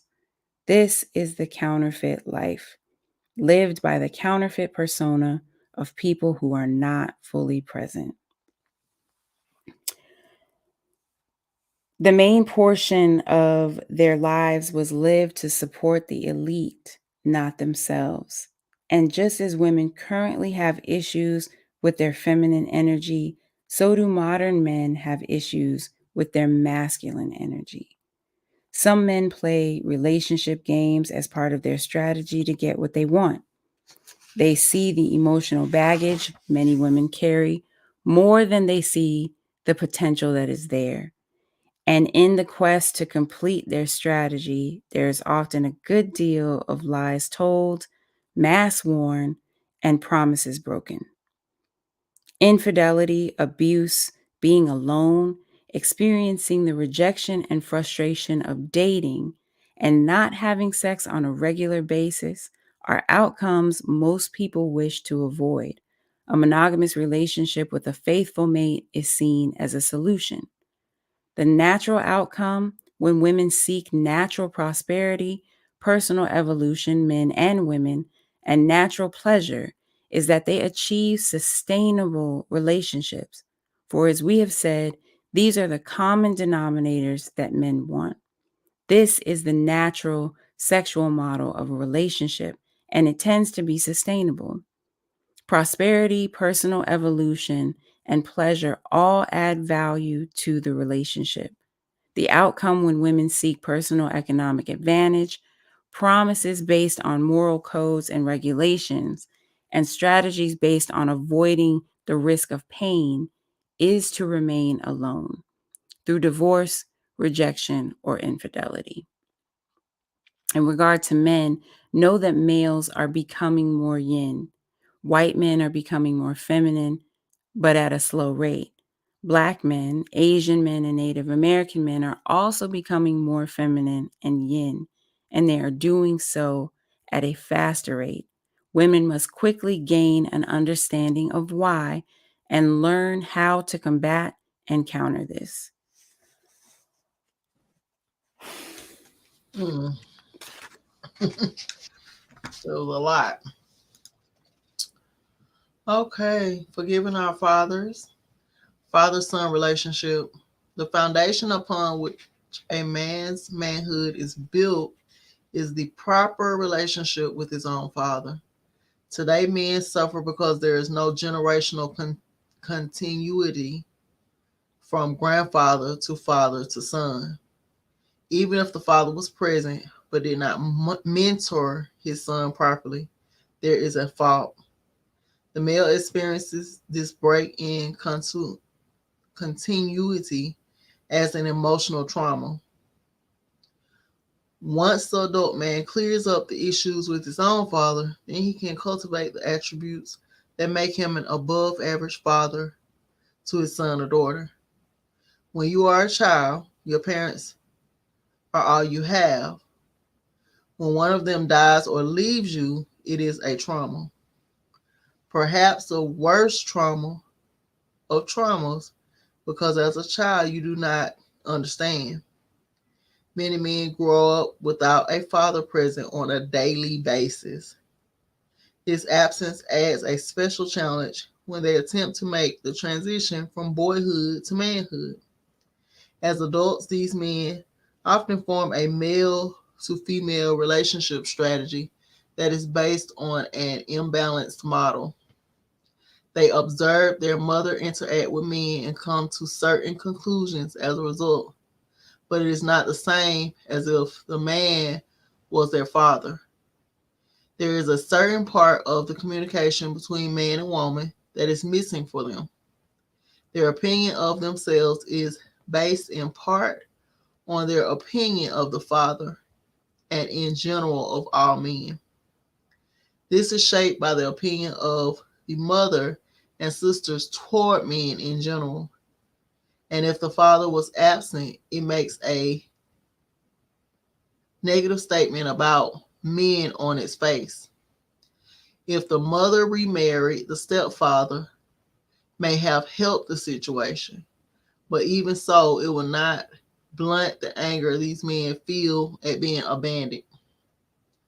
I have attended or been the speaker at many workshops and retreats. At the all male sessions, it is usually a challenge just to keep the men's attention. There are usually 3 or 4 guys nodding off in the back and others looking anxious for the session to be over. But the workshops on the theme of forgiving the fathers are never dull. The room is filled with tension. You can read the stress on the faces of the grown men who did not have a father present growing up. You have to be careful about what you say. To a man who was abandoned by his father, the very idea of forgiveness brings up a deep rage. There is normally some yelling, crying, and often the possibility of physical confrontation. That is how strongly men feel about this. They may hide their feelings from a woman, but they are there. In respect to men who are abandoned by their fathers, there are two conditions. The first is when they have reconnected with the father and maintain some level of commerce with him, even if it's just to visit on the holidays. The second condition is when they refuse to speak to the father or do not know his whereabouts. It is the second condition that is the problem. If a woman is in a relationship with a man who is still angry with his father, there are certain things she needs to know. Such a man can be fine as a mate and may treat you as good as gold. In fact, he may even try to compensate for the wrongs other men have done. But the woman would do well to keep her eyes open. There are some minefields there, and she would do better not to accidentally set one off. Of course, we all have our private issues and minefields, and these men are no worse or no better than others. However, men who grow up angry with their fathers have a particular issue or hindrance. As a boy growing up, they learn to obey and respect women, but not men to the same degree. Information and wisdom that normally passes from male, hold on, information and wisdom that normally passes from male degree. Oh, information and wisdom that normally passes from male from degree. Information and wisdom that No, it's male to male. I'm I like, think they're missing the oh, I'm like, it don't sound right. Okay. yeah. From male to male does not get to them as easily. This may not sound like much, but take my word, it is a very significant thing. This hampers them in some strange ways. Some men are naturally very resistant to male authority figures.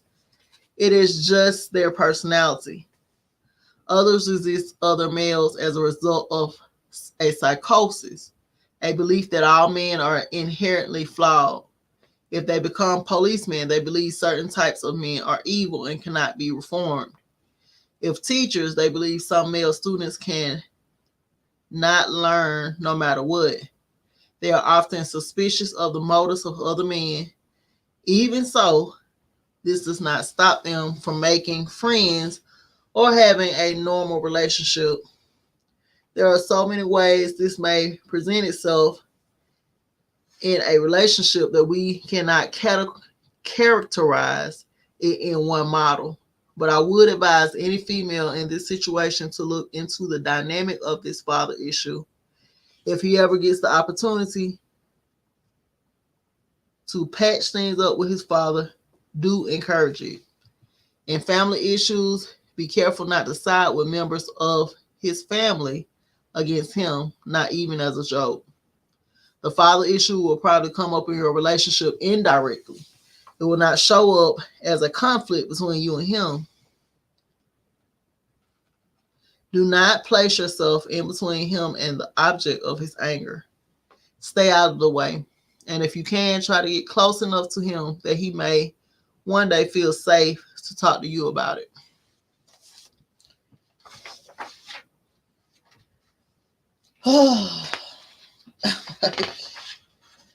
So we got 3 more pages. I'm just gonna go for it. The basis for hope. When I speak at events, the most common question on the lips of women is there any real reason why I should believe that my aspirations for a soulmate relationship will come to be? Tell me why I should get my hopes up. When one considers the attitudes men and women bring with them to the table, it can make one pause. Of course, most women look around to them. Most women look around them and see nothing but relationship failure. And for many devoted women, the nights and weekends hold little promise of satisfaction or relief from tension. Many women are so busy trying not to let the children down, trying not to let their husbands down, that their own future no longer looks bright. Often she is the last defense against collapse of the family unit. And I can tell you with assurance that no one in their right mind on earth or in heaven wants to see her fail. Her daily routine sometimes consists of unfulfilling work in a company run by people who have clearly lost their minds. And she may come home to ungrateful kids and a husband who falls asleep watching the late show. The fact is that nature has empowered women so much, she has no idea just how powerful a being she is. The only way that a woman can fail is if they stop following the natural plan. A woman cannot fail unless she intentionally abandons her feminine gifts. And for some reason, that is exactly what some women are doing. And if women continue to go through life without using all the tools nature gave her, the outcome will not change. First, women as a group should start to take some responsibility for how things got this way. When they do not, when they do, that hope starts. And then we must recognize that the wisdom to set things right is here. It has always been here waiting for people to use it. And then she needs to look around and see that many men want to love her. That is their intention. Hope lies in finding those men and surrounding herself with them. Sooner or later, one of those men will notice her and turn her intention into reality. There is hope when she considers the law. The law of attraction says that if she broadcasts the right energy out, the right energy will come back to her. This is the law. It has always worked and it will work for her. There is also the law of manifestation.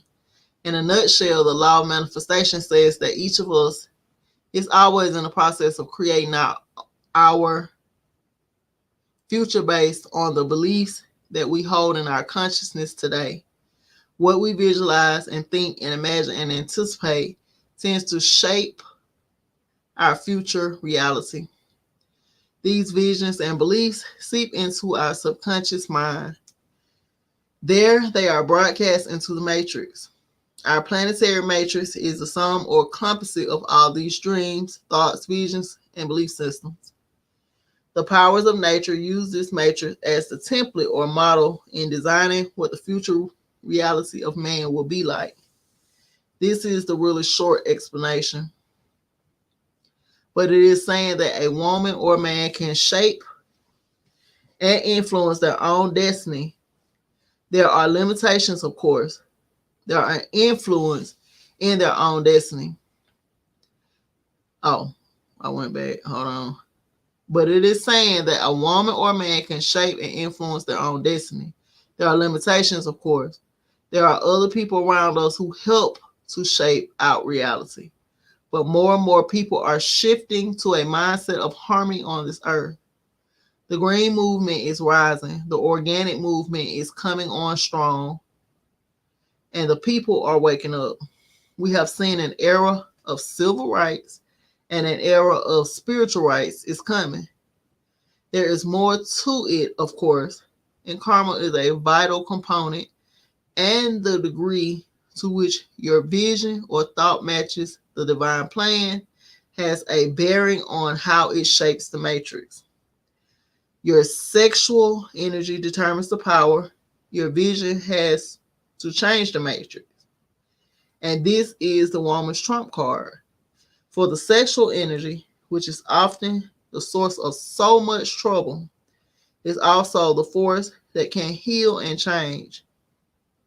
We have been in a sexual dark age, but that veil is lifted for anyone who has the wisdom to look beyond.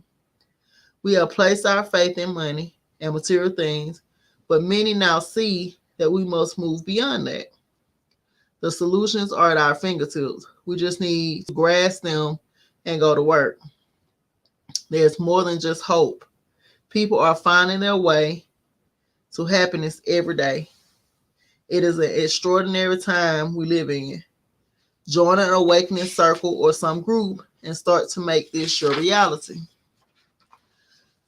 Talk to men in college and see how fast their eyes glaze over once you start to talk about the serious side of relationships. So many men have put up the old male force field. No real emotions come through. No real investments in females are allowed. Men make the best compromise they can without bringing down the force field. No Jedi mind trick of the female can disable his force field. You can have that Coke bottle shape and wear tight jeans all you want to, but it's still not but it still will not penetrate into his heart. So many men have pulled back and are hiding behind an emotional shield. If a woman is thinking about breaking through the male force field, she really needs to really understand that table of validation. Give out the validation and demand it in return. The relationship battle is not hopeless. Most men recognize they are not naturally among the group of select men as defined by a majority of women. To be included, they need to wear a mask. So most men recognize that they fall short of the abstract standards of manhood. Each man has a vision in this mind. Each man has a vision of this in his mind. And they say they do not care, but on some level, they really do. In the back of our minds, remember that the opposite sex wants what we want underneath all the facades and masks. When you plumb through to the rock bottom of a man's soul, he wants more than anything to love you. Okay, so we got a life episode. So it's just wanna You want me to finish? yeah. Okay. All right, life episodes, The Anguish of Non-Select Men. Audrey, Kim, Erica, and Jennifer met in college and remained in contact for some years through the College Alumni Association. Audrey married William shortly after college and is still married. Erica married after college and later got a divorce. Now in her 30s, she is in a relationship with Kenneth that she believes will result in marriage. Jennifer has never been married. She has lived a little in the fast lane and admits that she has made mostly bad choices when it comes to picking a mate. Her relationships have been, for the most part, short, unpleasant, and filled with disappointment. Now in her 30s, she does not trust men easily and has very low expectations of men. Her financial situation is poor, and for the most part, her encounters with men now are about sexual gratification and gaining access to the good life through the men she dates. Kim never married after college, but she wants to get married more than anything. But of all four women, she has had the worst experience with men. She was in one long-term relationship in her 20s that ended very badly. After being together for over 1 year, he ended their relationship over what she thought was a small argument. He never came back, and she discovered that the whole time he was with her, he was also seeing one of her female acquaintances. And there were signs that and there were signs that there were other women. This one experience was a severe blow to Kim, and in the months after, she gained 40 pounds. For Kim's, for Almost 5 years, Kim had almost no sexual activity. The bright spot in Kim's life has been her career. She is now the head of her department in a mid sized retail company and makes a good 6 figure income. Over the years, these four women have come into contact with many men. Women routinely rate men and assign them into two categories: the select men and the non select men, according to criteria. Audrey is still married to William. He is considered the select. Erica is dating Kenneth, considered by most women as non select. And there are also Charles, Andrew, and Marvin. Charles is, by most accounts, considered one of the select men. He drove a new Mercedes and lived in a very large house on the good side of town. Charles was an old associate of Jennifer's. Andrew and Marvin were considered by most women as being the non select category. They were regular guys, and each had pulled back emotionally from women. Normally, the select men and the non select men do not socialize together. When Charles first met Jennifer, he thought she was attractive and wished to have sex with her. But after getting to know her, he decided against this. Jennifer also thought that Charles was okay as a friend, but did not wish to be intimate with him.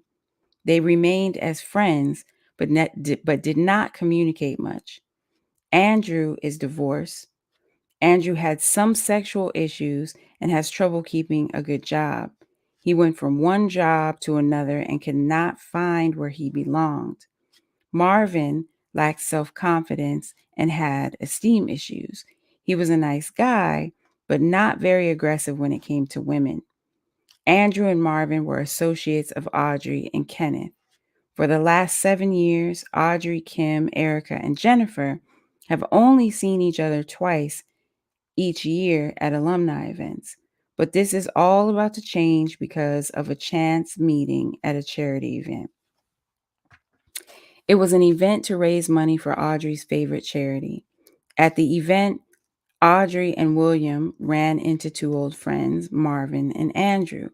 William was surprised to see them there. This event was a little above their pay grade. As it happened, Charles and Kenneth were also at the same event. The event was being held in a reserved area of a private club. In one room off from the main event was a large screen television, and the game was playing. Some of the men gathered there to watch the game, and soon many men had gathered there, including William, Kenneth, Charles, Marvin, and Andrew. It was one of those rare times when the select men and the non select men were hanging out together. When the game ended, a general conversation started amongst the men present. At first, the talk was about sports, but it soon switched to the single woman at the event. And then a very interesting thing happened. Charles, a man from the select group, started to relate a story about a woman who had recently come to see him. She showed up at his door late at night with a fur coat on and only panties underneath. She proceeded to provide Charles with an evening of provocative entertainment. Kenneth heard the story but did not believe it. Kenneth felt that Charles made the whole story up to pump himself up. So Kenneth, a man from the non-select group, challenged the authenticity of Charles's story. Kenneth, who was dating Erica, did not believe anything like that had ever happened to Charles because it had never happened to him. An intense argument followed that soon engulfed all the men in the room. The men from the non select group sided with Kenneth. They refused to believe a woman would just show up at some man's door with only panties on. It was something that only happened in the movies, they said. But then but the men from the select group sided with Charles. These men insisted that women did risque stuff like this all the time. Basically, Kenneth and Marvin challenged Charles and other men about the account. It was the select men against the non select men. Finally, Charles became fed up. He excused himself and went out into the main room. In a few minutes, Charles returned with two attractive women by his side. After an introduction and some background conversation, Charles proceeded to tell the same story he had told the men to the two ladies. When he finished, he asked the ladies if they had ever done anything like that and why. The first lady told all the men in the room of an almost identical account. She said she always did something risque at the beginning of all her relationships to set the tone. The second lady would not talk about her own personal stories, but she did tell the men something one of her girlfriends had done. The episodes were steamy and hot. Charles was vindicated.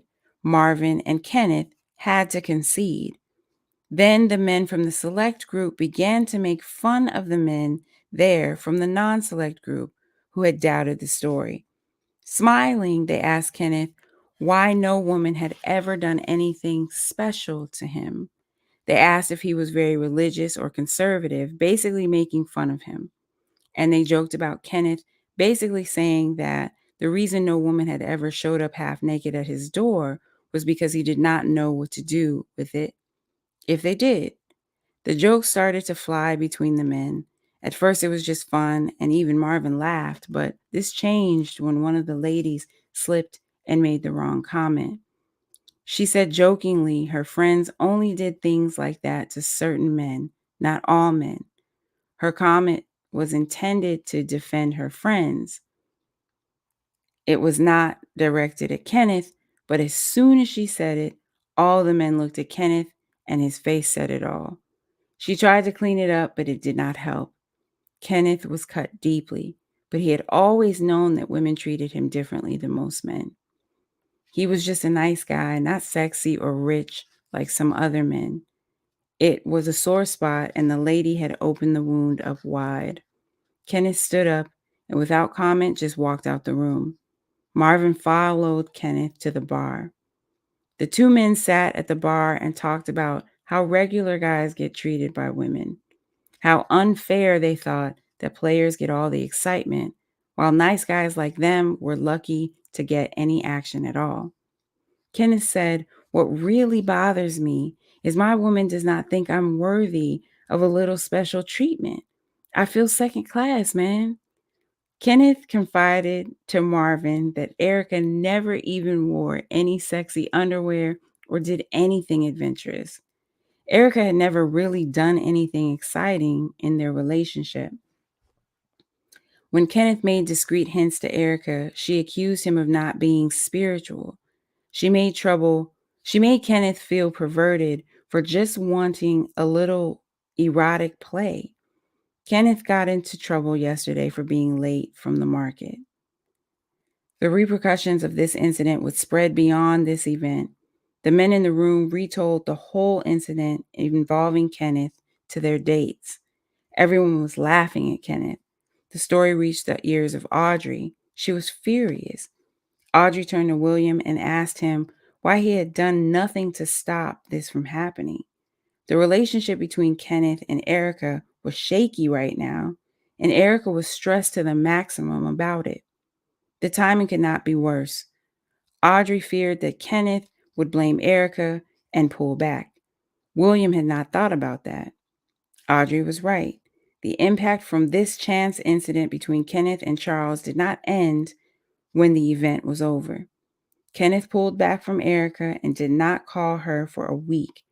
After 7 days and no contact with Kenneth, Erica was a powder keg ready to explode.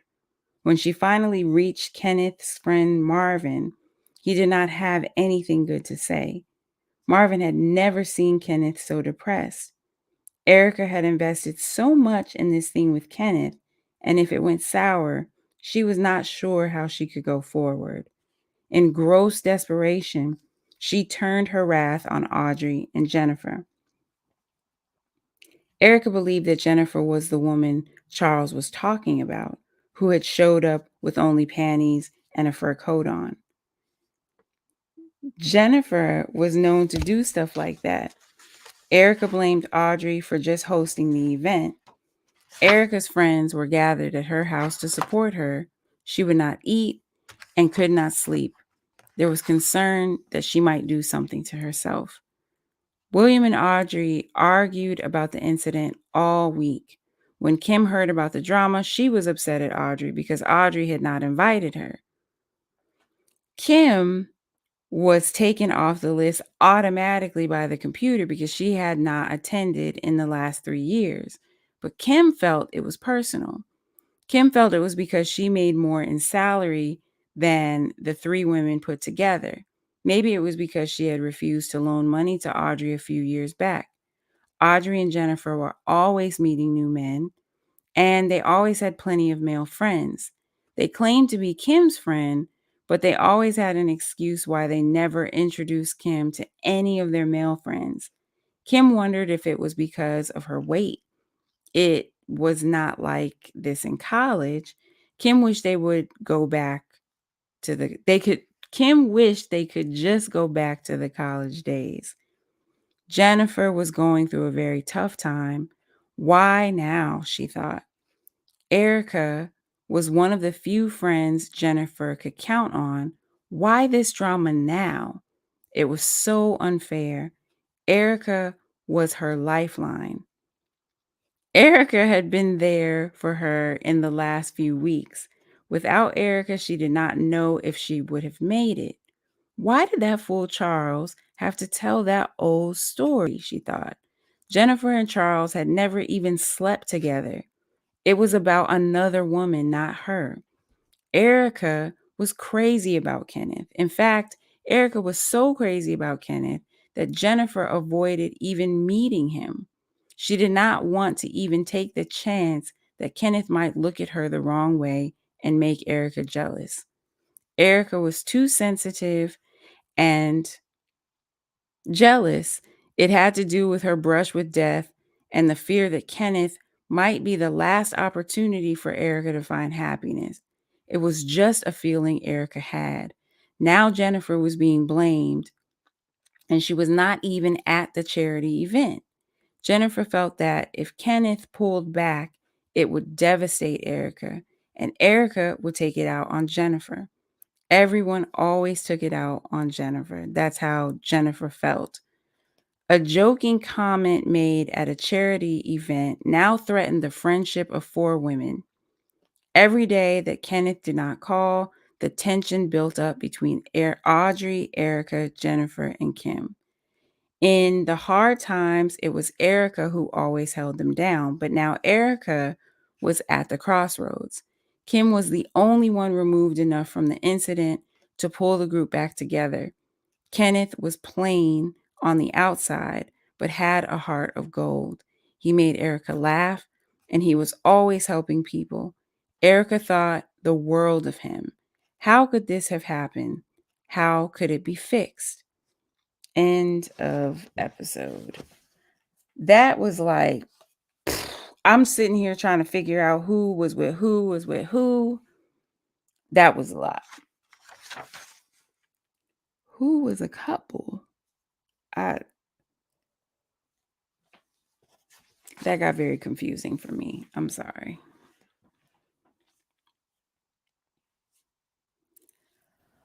I'm Um, thinking that I was unmuted. Yeah, the whole chapter was a lot. It really was. So I'm gonna have to play it back. I feel like I missed yeah, important parts. Um, yeah. just diving into the man part of it, the yang, just him saying that men are becoming more yin. I've said this over the years, Mm-hmm. and men don't like to hear it, but it's just like, yeah, y'all become more of talkers and doers.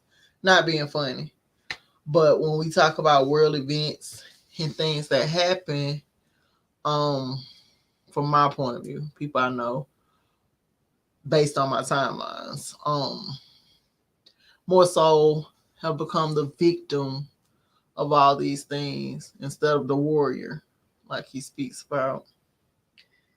And so Mm, it's a lot. It's a lot to digest. And it's like, mm. okay, where do we go from here? Yeah. I mean, if anything from this last story, this just it really kind of shed some light on the dynamic, how, you know, one person of the opposite sex can just change the dynamic of just even friendships even. Mm-hmm. Um, just Yeah, very intricate details and very sensitive matter around relationships. yeah, and how and it is true. Some women will marry and have no respect for the man, because they don't deem him as what they really want, Mm, and so to the point where he's at a whole party and extra sensitive about no woman have ever done anything spontaneous for him. But again, it goes back to what signal is he putting out. mm-hmm. And so the man at the party said, "Are you heavily religious?" And what else did he say? Religious or What did he say? Religious or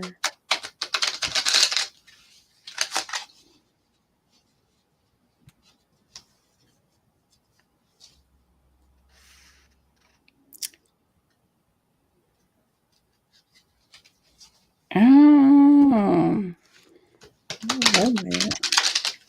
let me look. He said, "Are you religious or?" Conservative. Mm-hmm. So, Religious or conservative. so that's what it made me think. Like, what signal are you putting out? Can somebody pull up to your house with just pants on and you just gonna unlock the levels? That's what it is. But yeah, we got through it, y'all. That was very long. I'm thankful and grateful we got this done. Woohoo. We wanted to make sure we complete this process, and Yeah. so it was just a matter of the commitment to each other as far as the time is concerned. We both are mothers that spend a lot of time with our seeds when it's just us, and so Mm-hmm. that's how we went from morning to night. Mm-hmm. It was like in whatever capacity we take care of, the children first and then prioritize this afterwards. So I'm grateful this was we're able to just travel this path together and really, dedicate the time holding each other accountable because we need that. Hmm. Um And getting to know amongst each other. our sisters, like let's hold each other accountable without charging it to like, not everybody that calls you out on your shit is a hater. Now, Right. don't get me wrong, there are some, but like this is why it's important to just kind of like explore the self and heal the self at the deepest level. And there's nothing wrong with having a support system because you're not alone. We're not alone in this healing journey. We're really not. And we're not much different from each other. Um, you know, trauma is trauma and healing is healing, whatever that is that you're healing from. So, Yeah. It's, um, it's been awesome. Like I say, I appreciated the vulnerability, especially on Wednesday night. Something I did not want to. I didn't want to rock the boat, and Wednesday night ended up being a success. It was just more intimate, and mhm. so being able to heal with a group of women is very special to me. And I can't make this up. I pulled the, is that clear? Does that say healing? Healing, Wow. the geranium card, and it is for healing. And it says that, well, first of all, it always has a gardening quote because it's a gardening oracle deck, and it says gardening is cheaper than therapy, and you get tomatoes. And so it said it's a time to take everyone's opinion into account. And while you may need to make a compromise, there should be a good outcome. Geraniums indicate you need to take time out to care for yourself and to connect more fully with your higher and lower self. Cooperation with others and creativity in groups are also needed, Mm. while intolerance and self indulgence are to be avoided. So it's still bringing back to building community and how we took this book and started our little own community or tribe of people that were interested in healing their relationships and holding each other accountable. And so, yeah, it's good. It was good. 13 is always good. That's All right, awesome. y'all. We're going to get out of here. We both got eyes that are burning. Burning. I started to say, you know what? Let's just come back. Oh, peace and power. No more plug. We're out of here. Ah. All right. Peace, y'all. Be blessed. Peace, abundance.